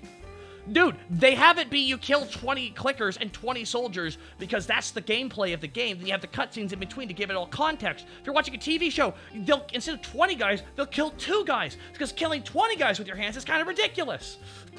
In reality, just killing 2 makes a bit more sense than talking about it, because that's the point. And I say this, and I like what the showrunner, because it's the same guy who made Chernobyl. And he said, the zombies are not a plot device, they are the setting. And I went, okay. That's a good way of thinking it. That's how he saw it. And it's like, yeah. You ready? You good? No, not yet. Okay. Yep. But yeah, there we go. The Suicide Squad was phenomenal. I have most faith that that Gunn will deliver a good DC cinematic universe. I do question some of the choices they make for some of the movies they're going for the first slate. Okay, so here's what's happening. He has to jump in with pre-existing assets and flip a bunch of them. Based on what I'm understanding, is that the Batgirl movie wasn't that great, and it heavily connected to a bunch of shit that has been thrown out now. I would prefer to actually see the movie myself to make I get that. You're not wrong for that. The Black Adam movie was bad. It was a bad movie. I haven't seen it, and so yeah. Wow, man, you're a comic book aficionado, and you're like, a Black Adam movie with The Rock. I'm good. I'll watch it on a flight. No, I think it's great casting. The problem is why are we giving him his own movie? Because that's what Dwayne demanded. Dwayne demanded it. Dwayne demanded it. Dwayne demanded his own movie. Yep. But like. Why have they kept Ezra Miller on The Flash? Well, it's probably because the movie's actually pretty good. Ezra being in it's a massive fucking problem. But also, he's not gonna be the Flash after this movie. No. But no, in terms of like the opening slate for this new stuff, Superman, good choice. Another Batman. Yes, let's actually establish a Batman and a Superman. No Wonder Woman. No, you can. Here's the, Wonder Woman's always been in her own canon, but it's also they had that perfect Wonder Woman movie. The Authority. Why are we doing The Authority? Was that the new thing they're doing? The Authority is one of the movies that's in the initial slate. The Authority is was basically Wildstorm's answer of, okay, what if the superheroes just took over the world? Well, maybe it'll be someone trying to do that, but then they don't. It'll be and the initial Authority run is actually really good, and it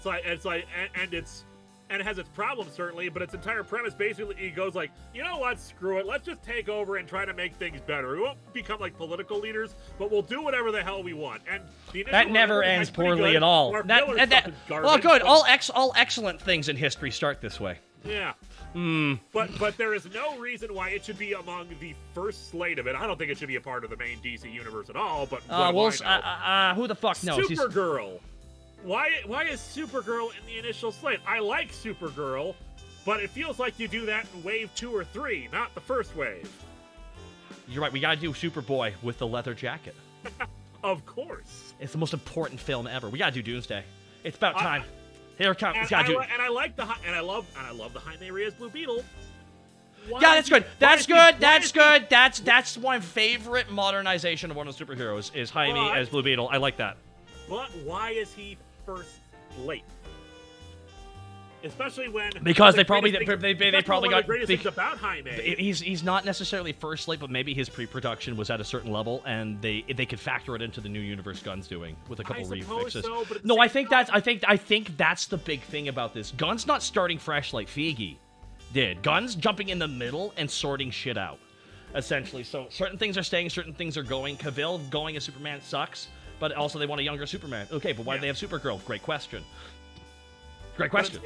But then, one of the best things about Jaime that they screwed up when they did the New 52 was his legacy. Dude, they screwed up by doing a New 52. That's what they did. Dude, they tried to reboot the universe, but not cancel any of the comics. What? That's not how that works. They didn't commit. I made a whole video about this. They were like, how do we reboot everything without rebooting everything? And it's like, then you're not rebooting everything. That's why I loved Invincible, because I looked at Invincible as like the opposite of New 52, where I was like, good, this is just a contained story and 3 omnibuses. Good. I didn't want any more. I don't want to have to read a million fucking things to understand the context of everything that is mid at best. I want Dan Garrett and I want Ted Kord to at least exist before we get Jaime. That's all. Maybe Ted Kord could be like an undercover agent who's like in a U-Haul van, constantly like, I'm just moving into town. Wink. All right, so, okay. All right, Proto Saber's asking you the big question here. We're getting Constantine 2 with Keanu. How do you feel about that? Are we? Yeah, it was announced. It was confirmed. I can't believe it. I'm actually kind of shocked about that one. I'm like, really? See, I don't think that movie is the original movie is that bad, but it's interesting because a lot of fans hated it at the time. Yeah, they did, but for a few reasons. One, that he wasn't British. Oh, yeah, that was blonde. And 3, that everyone says his name wrong. Constantine? Constantine is actually the proper way to pronounce it, and he says so in the comics. Constantine rhymes with wine, and all the British creators are like, it's pronounced Constantine. And now they had TV and movie media so they had one season of like the Constantine TV show that was amazing, and then no one watched it because that's always how it works. And then, like, he did so good that they brought him back in all the other DC shows as Constantine. So now that's gone, and now we're back to Keanu. Yep. It's fine. All the media, it is just kind of hilarious that all the media says his name wrong. Can you imagine if, like, one of the other superheroes shows up in the Constantine movie? That'd be funny. What if, like, have you seen the Peacemaker TV show yet? I have not. I really need to. Everyone's saying that the ad cut off the pronunciation. Constantine is the actual proper way to pronounce it, but all the TV shows and movies say it wrong.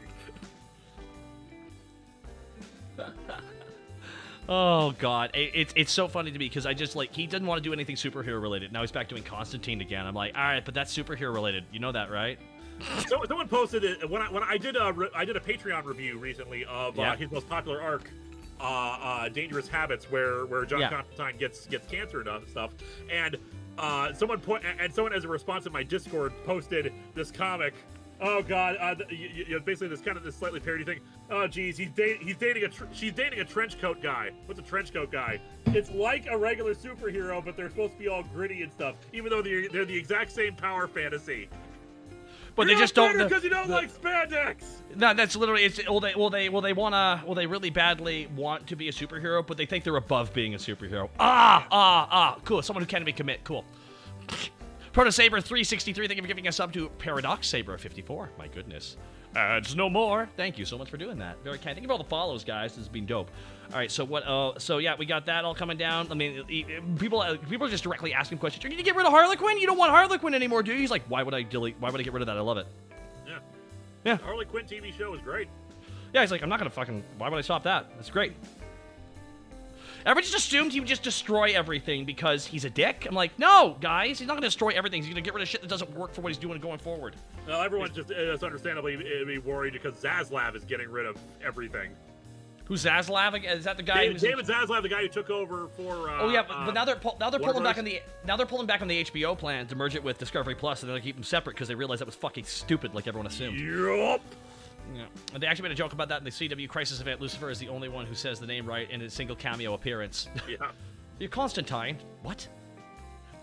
Yeah, it's like everyone's like, Doom Patrol's gone. I know, but we can move on with our lives, guys. Okay, we can move on with our lives. We don't. There was a lot of really cool shit in Doom Patrol, and I love me some Brendan Fraser, but I'm fine with it. Besides, it kind of was low budgety, even though I liked it. You know. To be fair, low budget never really stopped superhero media before, especially when we have like what 700 episodes of the Arrowverse. My favorite is when they go into the Justice League building and it's clearly just a big room, and you can see the production stuff in the background. And you're like, this is our place. I'm just like, they have no budget, they have nothing. And I always argue that strong writing and strong performances can overcome budgetary limitations. That is fair. How about the new Ghost Rider movie Marvel just announced? Well, I guess, it's okay. They've been actively saying Agents of S.H.I.E.L.D. never existed, so. And yet, I'm pretty sure, I want to say they're going with not Johnny Blaze, the other guy. Oh, yeah, the car guy. Yeah. Yeah, good. That's another good change. Like, I'm okay with changing some of these characters. Some people are all like, oh, you're ruining what it was intended to be. I'm like, no, not really. This one can be changed ethnicity, and it doesn't hurt the character at all. Like, like for example... Robbie Reyes. Robbie Reyes, I believe he's Hispanic, correct? Like, yep. Yeah, so they're... Fantastic. Go with him, please. Same with Jaime. Please, use them. Because we do need some fucking different people. Otherwise, everyone's just white, and it's weird. It's just... Yeah. It's really off-putting. That's why it's like some of these character versions of them is just like, yeah, fuck yeah, that's like, yeah, Johnny Blaze is cool and all that. You can bring him back if you'd like for a bit, but you gotta get Nick Cage back as Johnny Blaze. You gotta get him back. He's getting, okay. Let's go back to movies. Have you seen The Unbearable Weight of Massive Talent? I have not seen that movie. It's wonderful. Now, you know what I'm going to be excited for? I'm excited for the movie where he's being Dracula. Yes, Renfield. I cannot wait for Renfield. Dude, I don't know if you know this, but I kind of made a comedy vampire plot at one point. Mm-hmm. So I'm going to really be going in there going, all right, let's see how this does. It's good. Leave. It was a good film. Quite funny. It's just when it was revealed, like, I was watching this trailer going, interesting, what is this about? And then I realized you can come in. No! I'm like, vampire. Oh my god! And then the reality of it all hit, and it was like, that was really good trailer. Really good trailer. Yes. That was a really good trailer with the cut. And just the teeth. The teeth on him, I'm like, oh, he's Nosferatu! Have you ever seen Vampire's Kiss? I've heard of it, yeah.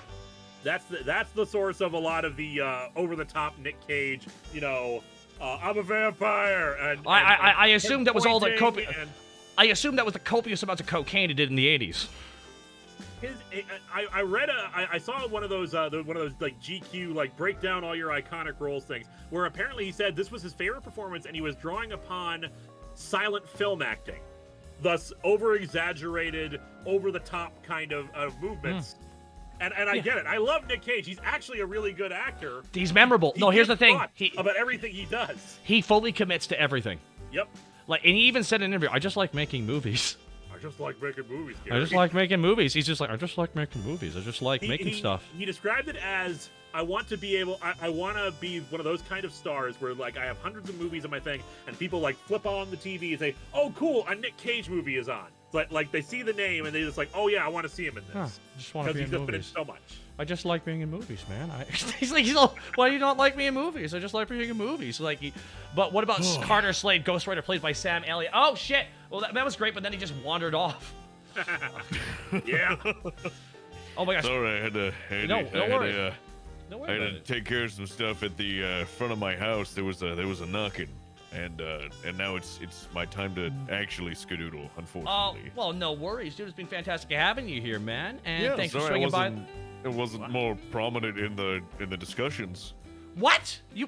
What? You were talking the whole time. Was I? Yeah. Just Linkara was filling in all the gaps. Oh, cool. Okay. You've done nothing wrong. I hope you don't leave this call going, man, I really botched that. Like, no, you did not. Cool, you did not botch. It was really great hanging out with you again, Yeah, it was good to meet you too, man. Yeah, I'm always down. I just, I got my one of my packaging stuff delivered because they're working on the second story of my house, the flooring, and they were like, oh, we ran out of we ran out of some of the floors, and I was like, oh, well, good thing that I had a little bit of, I ordered extra just in case, and the extra orders just came in, so I needed to go downstairs and sign for them. Oh, well. Now that the floor won't be pulled out from underneath you anymore. Yeah, exactly. But once the top floor is all nice and wood and everything, then my good Wormwood D&D table can arrive. Oh, fancy. Now we know. Oh, it's just like, the room's gotta be perfect. It's like when you try to set up a microphone and eventually you cross that level of, the room's now the problem. Oh, 100%. Yeah, no, I just installed a chandelier that's like a tavern chandelier that has the smart light bulbs that that make it appear like they're flickering flames. Oh, you... Okay, beautiful. I'm jealous of you. Now I'm jealous of you. I wish I could have that YouTube... Wait. I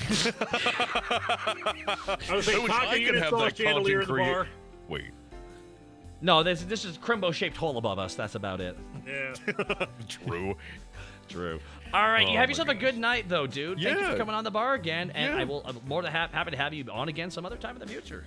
Yeah, no problem, man. Yeah, Link, nice to meet you, man. Now I guess you linked up. But I'm pissed.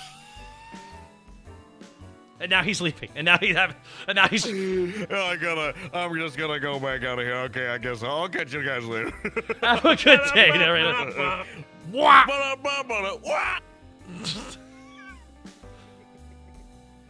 That wacky character, YourNarrator. All right, Linkara, it's gonna be you and me for a bit now. Are you okay with that? Okay. Okay. So now we get now that, because he's not seen Halloween, I don't know what to talk to him about half the time. That's fine. You know what I haven't seen though, but I want to. I fell behind, okay. Especially because of COVID. I have not seen Halloween Kills or Halloween Ends. Don't. But gotta. Evil dies tonight. No, it doesn't. You don't have to watch. I gotta see it. Nah, I don't have to. Man, I was so happy with 2018. The 2016 Halloween. I was so jazzed.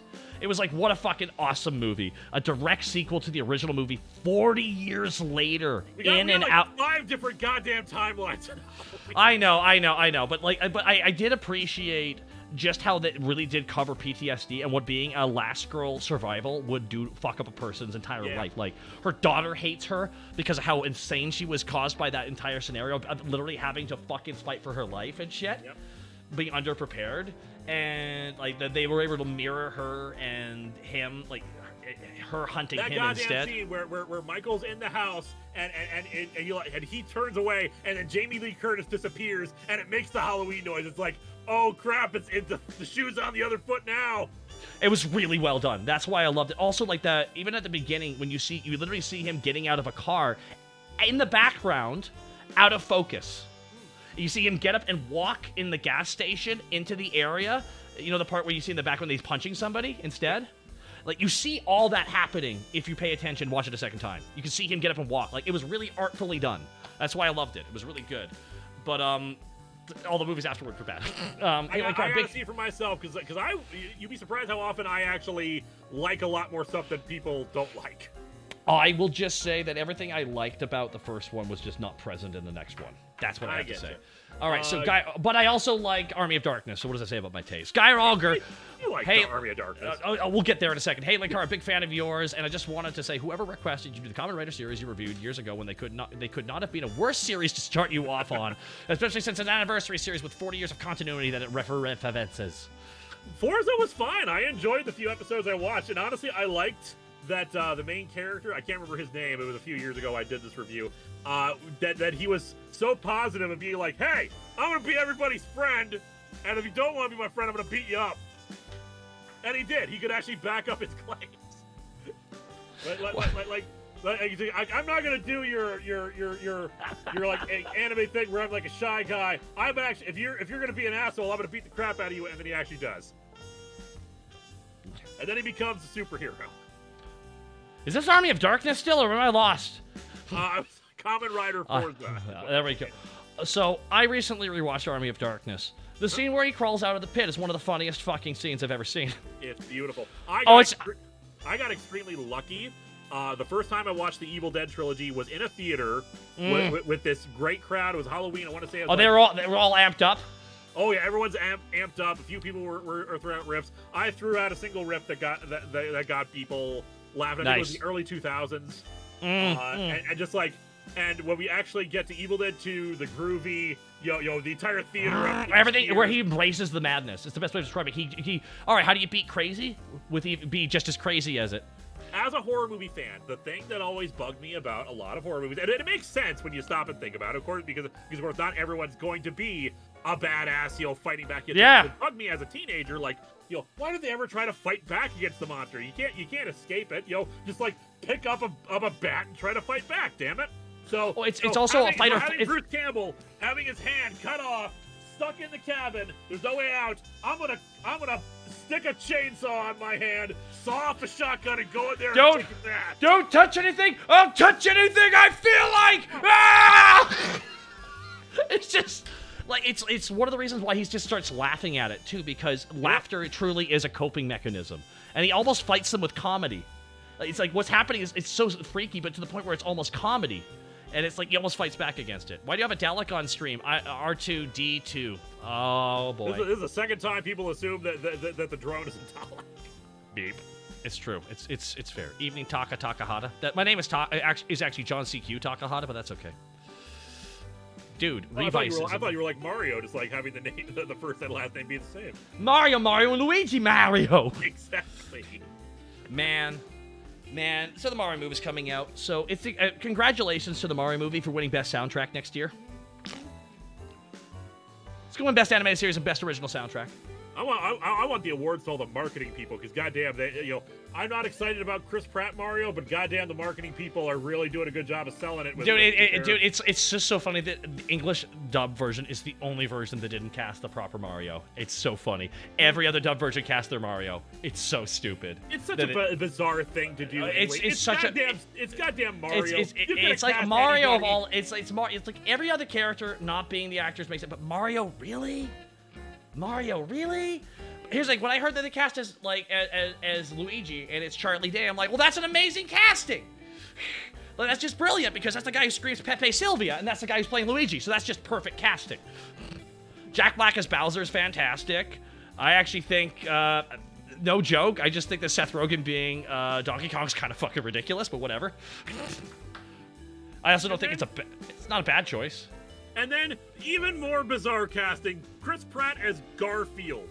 Yeah, that one makes more sense to me, though. That makes less sense to me. No, that makes way more sense than Mario. Wanna know why? Because Mario has an accent and Chris Pratt doesn't. Garfield just talks, and Chris Pratt sounds like he just woke up all the time. But Garfield, but the thing is, when you think Chris Pratt, do you think sardonic, sarcastic, kind of dry wit kind of thing? Do you think Chris Pratt for that? No, I just kind of think the guy talking like this all the time for Chris Pratt. That's kind of what I imagine Chris Pratt. I think of Chris Pratt as too energetic to play Garfield. I just think when he has no energy, because did you ever watch all of Parks and Recreation? I did not.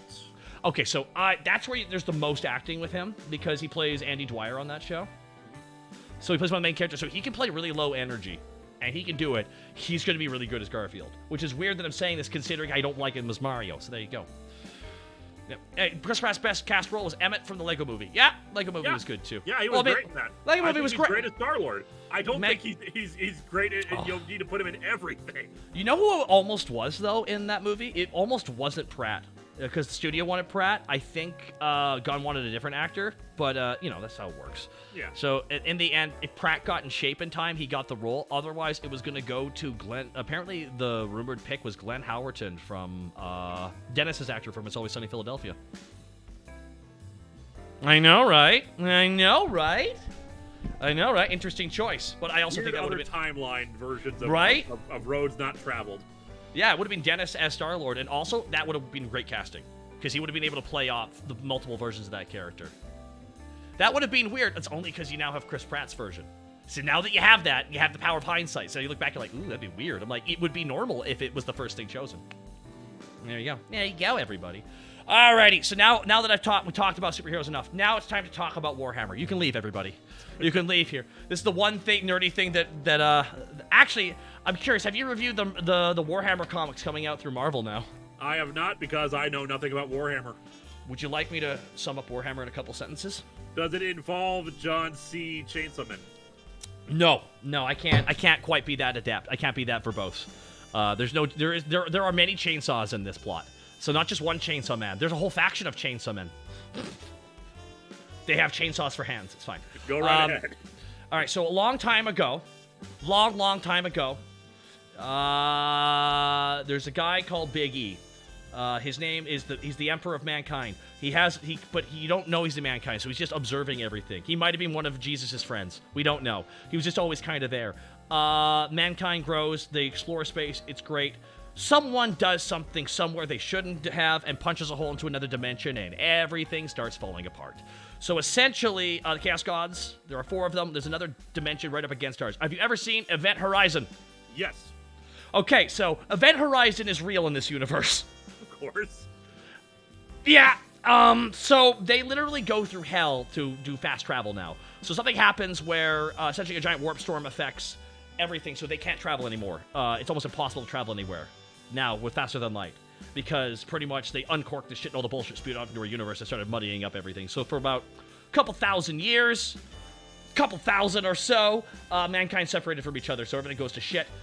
Big E, the guy, he's been on the planet the whole time. He's like, that's it! I'll do it myself! That's literally what he does. Then he starts making everything himself. It takes him a long time to conquer Earth, and he's like, Jesus Christ, this is gonna take me fucking forever. I better clone a bunch of suns. And then the Chaos Gods were like, whoa! By the way, the Chaos Gods are 4 powers. They're the 4 like strong emotions that are kind of subverted.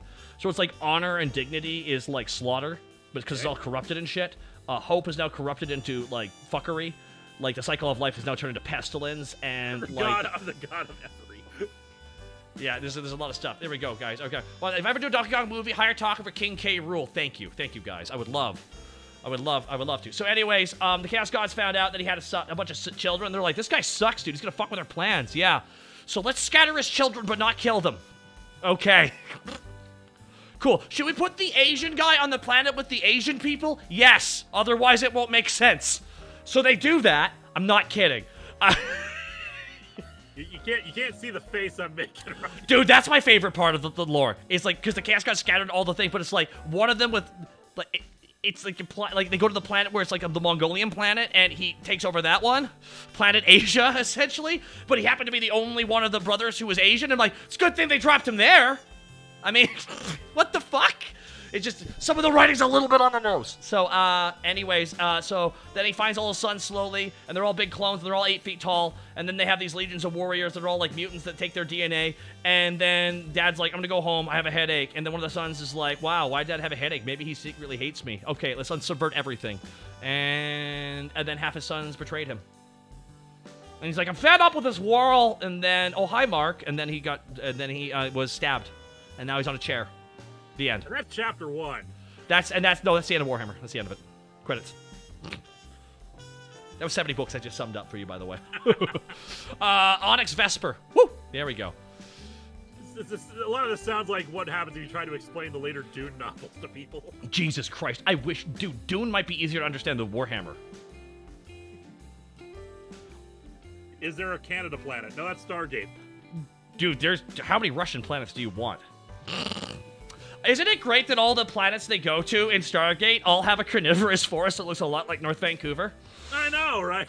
It's wild how that works out. It's no... The universe is just filled with Canada. You ever watch that show and think Teal'c sounds like Kratos? I sure do. Hey, congrats to the dude, by the way. Congrats to Teal'c's actor for booking Kratos. What a fucking awesome... Well, he's so great as the... I was... At first, when I heard they were recasting Kratos, I'm like, no, I hate that! And I heard who they got. It's Teal'c. Okay, I'm for it. Indeed. Also, that also has one of my favorite episodes of a sci-fi show, the Groundhog Day episode. Yep. Window of Opportunity is the name. Yeah, it's the one where Teal'c starts the time loop starts immediately when his face gets hit with a door. With a door, yeah. It's fantastic. So he always starts each day with a bad mood. It's so great. And one of the ones is just like all the fan casting. He's like, all right, here we go. Here's my recommendation. Come here. Just makes out with his co-worker. Yep. Luke, I'm gonna get weird with it. O'Neill is such a professional that he still resigns his commission before he kisses her. Yeah, he did. He's just I just love that he's sitting there with tapioca. I'm gonna get weird with it. I'm like, uh-oh, he's going insane in the loop. I'm taking this loop off. What? I'm taking it off. I tell you, Teal'c, if we don't get out of this soon, I'm gonna go nuts. Nuts. What? Yo. Insane. Insane the membrane. Super insane. Got no brain. One fry short of a Happy Meal. Wacko! Holding up a little face he made on a plate with a mustard and ketchup. Ah! It's just like, yeah, this is what happened was the writers, they fucking watched Groundhog Day and they laughed the idea of Sam O'Neill being the Groundhog Day with Teal'c being the straight man the whole time. Apparently, the original concept for it was actually going to be a dramatic episode, like a sad one, where like the civilization was caught in a time loop just to try to save themselves, but there was like it was going to be a tragedy because they couldn't save them. But like, no, this was the right way to go with the time loop. It's so funny. It's good stuff. Having to have the two people who, let's face it, are not the smartest members of the team. No, they're really the ones. Learn another language. Oh, that's the. My favorite part is when they eventually have to teach the language guy to catch him up. He's like, "Oh shit!" Yep. You're not kidding. My favorite thing is to keep redoing the same thing. All right, we're stuck in a time loop. All right, anyways, we got 1 hour to solve this. What? All right, and they immediately have the answers for everybody. It's like almost like they. It was just a really fun episode. It was really good. Really good. Oh, yeah. Oh, hell yeah, guys. So I've had Linkara on the show here tonight at the Weary 101, everybody. Have you liked having Linkara on the show? Everybody, have you liked it? Has it been what you were expecting? Was it exactly what you were expecting? He's like, was ever like, whoa, is this really going to be Linkara? And then it was. I'm clapping side to side. I'm just going to become like a permanent feature here. You're going to put me on the bar like a little paperweight. There we go. Exactly. Yeah, very nerdy, so yes. Very nerdy. Well, everyone's nerdy. Some of the biggest nerds are football fans. Oh, dude, they cosplay and they're not even part of the team. Dude, it's fucking crazy. Like, they get just up the gear. I'm like, guy, they're not gonna pick you from the stands, dude, to play in the team. What are you doing? People are very, very nice in the chat. Thank you so much for your kind words. Curious one in particular, talking about Winter of '83, my analog horror movie that I made last year. I've been doing a lot of promotion of it because I just put out the DVD with 3 additional segments. Why does he look like Koyo? Because I am made of flesh instead of anime, so I can't be in here without disrupting the space-time continuum. It's true. We tried it once. It did not go well. It did not go well. I'm sure Taka will play the clip because he loves playing the clip. I don't have it queued up. But How dare you? Can I interest you in a completely different clip? Yes, you can. Anyways, one of my favorite cuts of all time is just Aqua Teen Hunger Force. It just makes me laugh every time. I never actually sat down and watched Aqua Teen Hunger Force. That show is weird. That show pretty much predated VTubers, but because all it is just a bunch of animation loops for mouths on a bunch of images being like increased and decreased in size. It's so limited in its scope, but that's perfectly fine for what it is. Literally, when Carl falls down, his model doesn't fall down. It's just on its side. It's like it doesn't even bother trying to have an animation budget because that's the joke of it. That is also a purple eyes joke. or you don't have to shout at me. Like like you said, it's a knockabout, but it's just like a still frame. It's just like punk. Just falls over like a statue. I still remember certain parts of that bit where there had that one scene that were looping back and forth with the guy on the horse behind them. It's just moving back and forth in the same place. That weird guy with the horse behind me. The laboratory of Dr. Weird. Gentlemen, behold! I have lost weight! And yes, someone else in the chat is correct. I need to have a little like maid outfit or something to match with everyone else who works at the bar. We will have to shame you for not being anime enough eventually. I feel like we're closing in on that. Tomorrow we do have open bar, everybody. Yes, that's right. From 12 p.m. PST onwards, we are going to be having several hours of VTubers swinging on by the bar tonight, which is why I kept tonight a little bit more low-key, because I needed to, like, emotionally prepare for tomorrow, everybody. FYI, everybody, I've had a stressful day. I have a puppy at home right now. He literally, because dogs can do this, he just jumped when he shouldn't have, and literally one of his little claws came off. He ripped one of his nails. Ugh. If you've ever had dogs before, guys, my dog's getting beaten. I know, right? He's okay. I staunched it as quickly as I could. That was what happened earlier today, everybody. No joke. He'll be fine. Oh yeah. As long as the pupper is okay now, that's the yes. important thing. He's actually in his crate right now because I can't trust him away from that. He can't walk on his feet right now. So no, I get you. I have friends who have 3 doggos, and one of them like has a crate that they have to put into because she just gets out of control. Yeah, it's just the reality is they'll forget that they're injured. They'll just keep playing as if they're not injured and stuff like that. They're just so happy to be with you and to play with you and do all that. Yeah, like, I don't care about my injury. Oh god, now I remember it. It takes a while. Some dogs do that. My sister's broke its own leg by jumping on the bed too hard. Yep, they really do hurt themselves really easily. But aside from that, gosh, I wish I had more to talk about. I feel so minimal. I feel like I need to actually go live life. Like, I haven't lived life in so long that it's taking me fucking forever to go live life. There are different ways of living life. You don't have to necessarily go out to a bunch of places and do all that jazz. You have a life because you have so many friends, so many people who come by, so many people who admire you, and you get to run a show here and you get to talk nerdy things with a bunch of other nerds, or sometimes people bouncing breasts in your face. They bounce boobily, I believe the term is. It's breastica, boobical, chestica, mammical, pannular, globular, fun. One of the new memes is when they criticize men writing women poorly is, and then she breasted boobily down the stairs. They're not wrong. I've seen. Oh yeah, I know. It's why one of the reasons I had this whole plot I wanted to write, but I'm just like I have to write way too many women characters. I don't trust myself. I don't. I can write to a male experience because I'm a guy. I think someone joked about that. Like, how do we do that the other way around with like women writing men? Oh yeah, they bounce boobily. It's all the same thing. His dick bounced up and down like a log. No, you know what it is? The shirt was so the shirt was so tight that you could see the crease of darker color underneath the tits. Does that work, ladies? There's a lot of them in the chat right now. The bulge pantsily down the stairs. They bulged. They bulged. Bulging. They bulged bulgingly.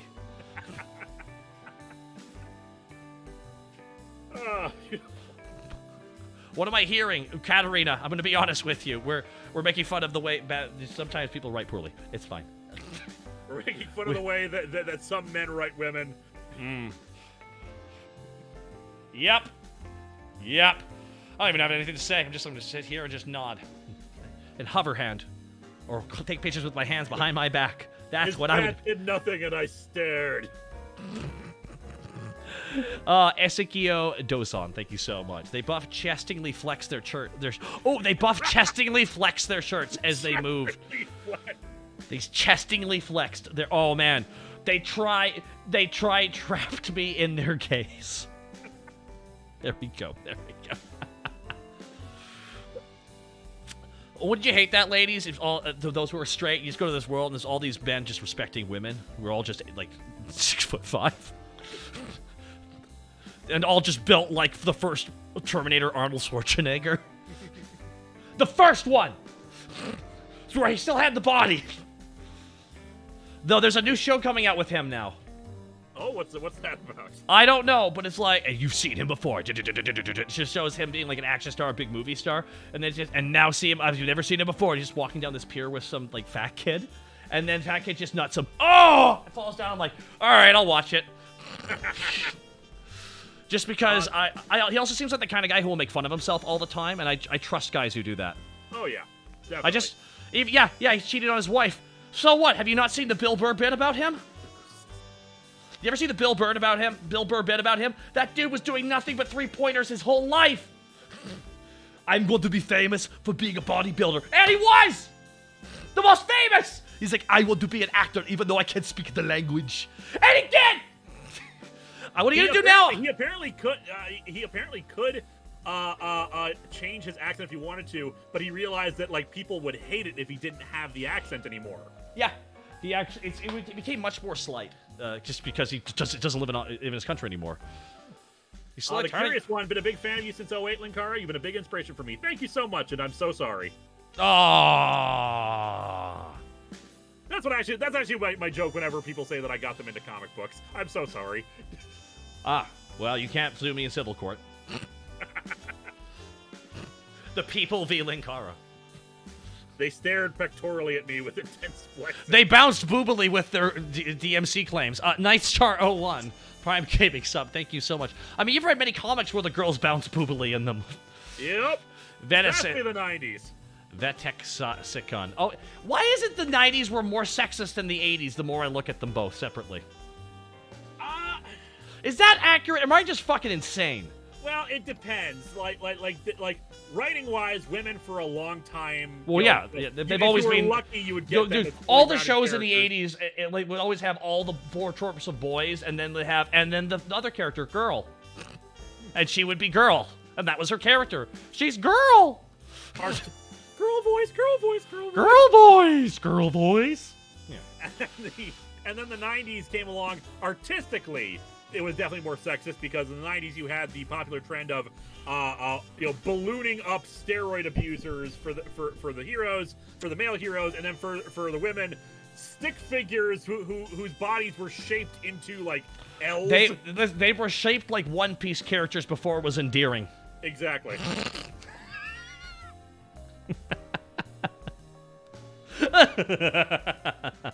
Men in the 80s were allowed to be more androgynous than the 90s. That's true. That Cora Lily's on the money on that one, actually. It was okay to be more androgynous in the 80s. Because of all the cocaine, I'm assuming. Again, I cannot reiterate how much cocaine everyone was doing in the 80s. It was a lot. How dare you talk? It's always a crapshoot. Obviously, there are cases of artistically women and men drawn better in the 90s, is sometimes better in the 80s, sometimes written better in one or the other. All depends on the book, all depends on the writer. It's just trend-wise, if you notice the arts, the broader artistic styles of a lot of creators at the time. Yeah, no. No, you're not wrong on that one. So the One Piece female anime is crazy. Yes, Fancy Pants, they are. It is. I feel like Linkara, you should look at One Piece characters and try and guess their name. That'd be a fun show with you. Who is this character? I would. Well, you'd have to do some of the later ones because thanks to you keep bringing back to Purple Eyes. I've seen Nun Piece, so I know the names of some characters. I tried to give him advice on a show. That was such a mistake. I should never have tried to give him advice. It's like I should not. Just do whatever you think is funny, dude. Just ignore my ass. Oh man. People are doing a lot of cocaine. It just doesn't make you popular anymore. It's true. Well, actually, what'll be really fun is that you Whoa, Zoran! Zoran the bear! Whoa, an unbearable amount of stinky. I had a shower last week, I'll have you know. I'm not stinky. I am not. What the fuck is this stinky crap? That's apparently, I would have to guess that Zoran was saying, "Hey, go to the stinky bar and make fun of Taka." That is not what he probably said. Go to the bar that smells amazing and lie that he stinks because I smell and I stink, and this is all projection. Don't copy the way I just said. Just that where I said I stink and I. Damn it! I did it again. So I have music in the background, so you know it's recorded. This is some duck season, rabbit season stuff right here. I'm gonna need you to let me rant, and I need you to yell out audio jungle randomly when I'm doing it. Can you do that for me? Audio jungle! Greetings, Zoran Raiders. We're nearing the end of our stream here tonight because we're going to have a shorter stream. We have a big open bar tomorrow at 12 p.m. PST that I'm really excited for, guys. We're going to have 30 plus you're gonna need to VTubers. get some sleep for that. Well, I'm going to have to head out here in a little bit. That's why this might be one of those chain raids, which is why I appreciate Zoran raiding. But I mean, actually, so you have a DVD coming out, you mentioned. You want to plug that on the stream? I released the DVD to Winter of '83, which is my analog horror movie. You can watch the original version of it on my channel at Linkara-Atop Fourth Wall. Otherwise, the DVD version has director's commentary and 3 additional segments. It's all about it's all about evil things happening in the winter of 1983 and the fall of a TV station during that time. The summer of 869. No, wrong song. Wrong song. Wrong song. That was the wrong song. It really was. It was. It was. It was great having you here, Linkara. I'm happy. It was great being here. It was last time you were here was like half hour. I'm sorry Mim couldn't make it today. I am sorry about that. But Mim apologizes. Mim said good. If you'll have me again sometime, maybe then I will get to finally meet Mim. Oh yes, you'd like to have Mim, wouldn't you? Perhaps I would. I mean, who wouldn't? Oh no, I was going to the Betty place. Call me Betty. Oh, by the way, he's making the sequel now. He's making Kung Pao 2 finally. I don't know how to feel about that. I feel great. I actually feel great. Remember that he's been making shit. He's been making thumb wars and all his thumb shit on his own website and everything. And because he made all that fucking money, he's like, I can just make whatever the fuck I want forever. So yeah, he said that now he has an idea for the sequel finally. Listen, I was actually thinking about this the other day. What they could do is something that one of my friends Ed Glazer did which was make fun of Godfrey Ho movies, which were basically like, it was this bizarre trend where this guy Godfrey Ho had a bunch of movies that he had the rights to, like a bunch of kung fu movies, a lot of ninja movies, but he would splice together other movies into them to create new movies. So like, there's a kaiju movie called Thunder the Gigantic Serpent, and there's just ninjas also running around because he took 2 different movies, brought them together, and then had like characters calling each other on the phone to try to link the plots together. Dude, there's so many movies that just edit shit like that though, right? Which is why when he did it with an intentional comedic thing, like he would green screen in like the guy doing the dancing and shit, and he found another actor who looked like the original actor. Who played the villain in that for additional scenes, just a Taco Bell bit in the distance. Just Photoshop for a shot. Like, he got access to the movie, and he just made it work with everything. It was really fucking cool. So, whatever he ends up making, I just think it's going to be funny. Just the scene where, like, all right, I need you to fight me, and hit me with these sticks, and do not stop until I tell you to stop. And they just keep... a tiny net! And they just keep beating him for 2 minutes straight. It's fucking... So, it's just... Stop moving. Well, he didn't say stop. Okay. Keep beating the dead body. Oh, God. We deliberately trained him badly as a joke. That's a lot of nuts! It's just all these... It's just him playing everybody, too. Even the girl... Wee, wee, wee, wee, wee. Chosen one! Ooh! Almost Miss Piggy-ish. It's literally Miss Piggy. He's just doing Miss Piggy. Hi! That's my bit. Miss Piggy, everybody. Oh, Kermie. There we go. All right. That'll be $4, baby. You want fries with that? I eat those enchiladas. Mucho burrito. Mr. Kang, what are you doing here? I come here to kick ass. But yeah, I hope the sequel is good because it's just like, I worry sometimes about like doing sequels so much later, because I don't know if the joke will sustain itself for another one, especially so much later the other time. It depends. Maybe if that's part of the joke, I think it can. And I also think he's the kind of satirist who might be able to understand that doing a sequel is really risky. But the fact that it's him, it's like he's like kind of the all-in-one artist. Like, he kind of makes it his baby, right? That's his thing. So I know, because there's one part of that movie that's aged terribly, and that was the fight with the CGI cow. I hope they have a fight with terrible CGI cows, but it's like the Smith fight scene in The Matrix Reloaded, and there's just more and more cows pouring out of the barn. Exactly. Let's keep on doing the Matrix trend, except now we be reloaded with all the cows coming in. And yes, No, but what does he grab to fight them? And we did Gopher Chucks in the first movie. We got something even better. Ho, ho, he, hey, ho, he. A snake, like just a really stiff snake. Oh my god. Alrighty, guys. We're gonna raid into a wonderful VTuber. I think you'd like them. They're a black and white, old-timey style streamer called Pumpkin Potion. Oh yeah, no, they actually have like an old Betty Boop style character. Yeah, I've seen clips of her with you. Oh, you have? Okay, awesome. Nando8302 MX, thank you so much for the 3 months of support, guys. We're gonna raid into Pumpkin Potion. Here, I think, unless she disappeared. Did she just disappear? No, she's there. She's there.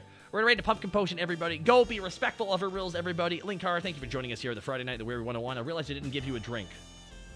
Trav, give him a drink. All right, what drink are we gonna give me to pour into the robot?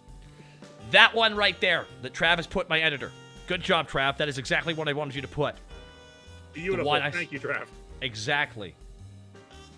All right, now yeah, everybody. Zorn, thank you for the raid. Nano, thank you for the Katarina SL, thank you for the 200 bits. Personally, not built, so nah, not really. Not to build, guys, so no, not really. Nightstar01, thank you as well. Thank you for all the follows, guys. We'll see you tomorrow for the big open bar. Bye.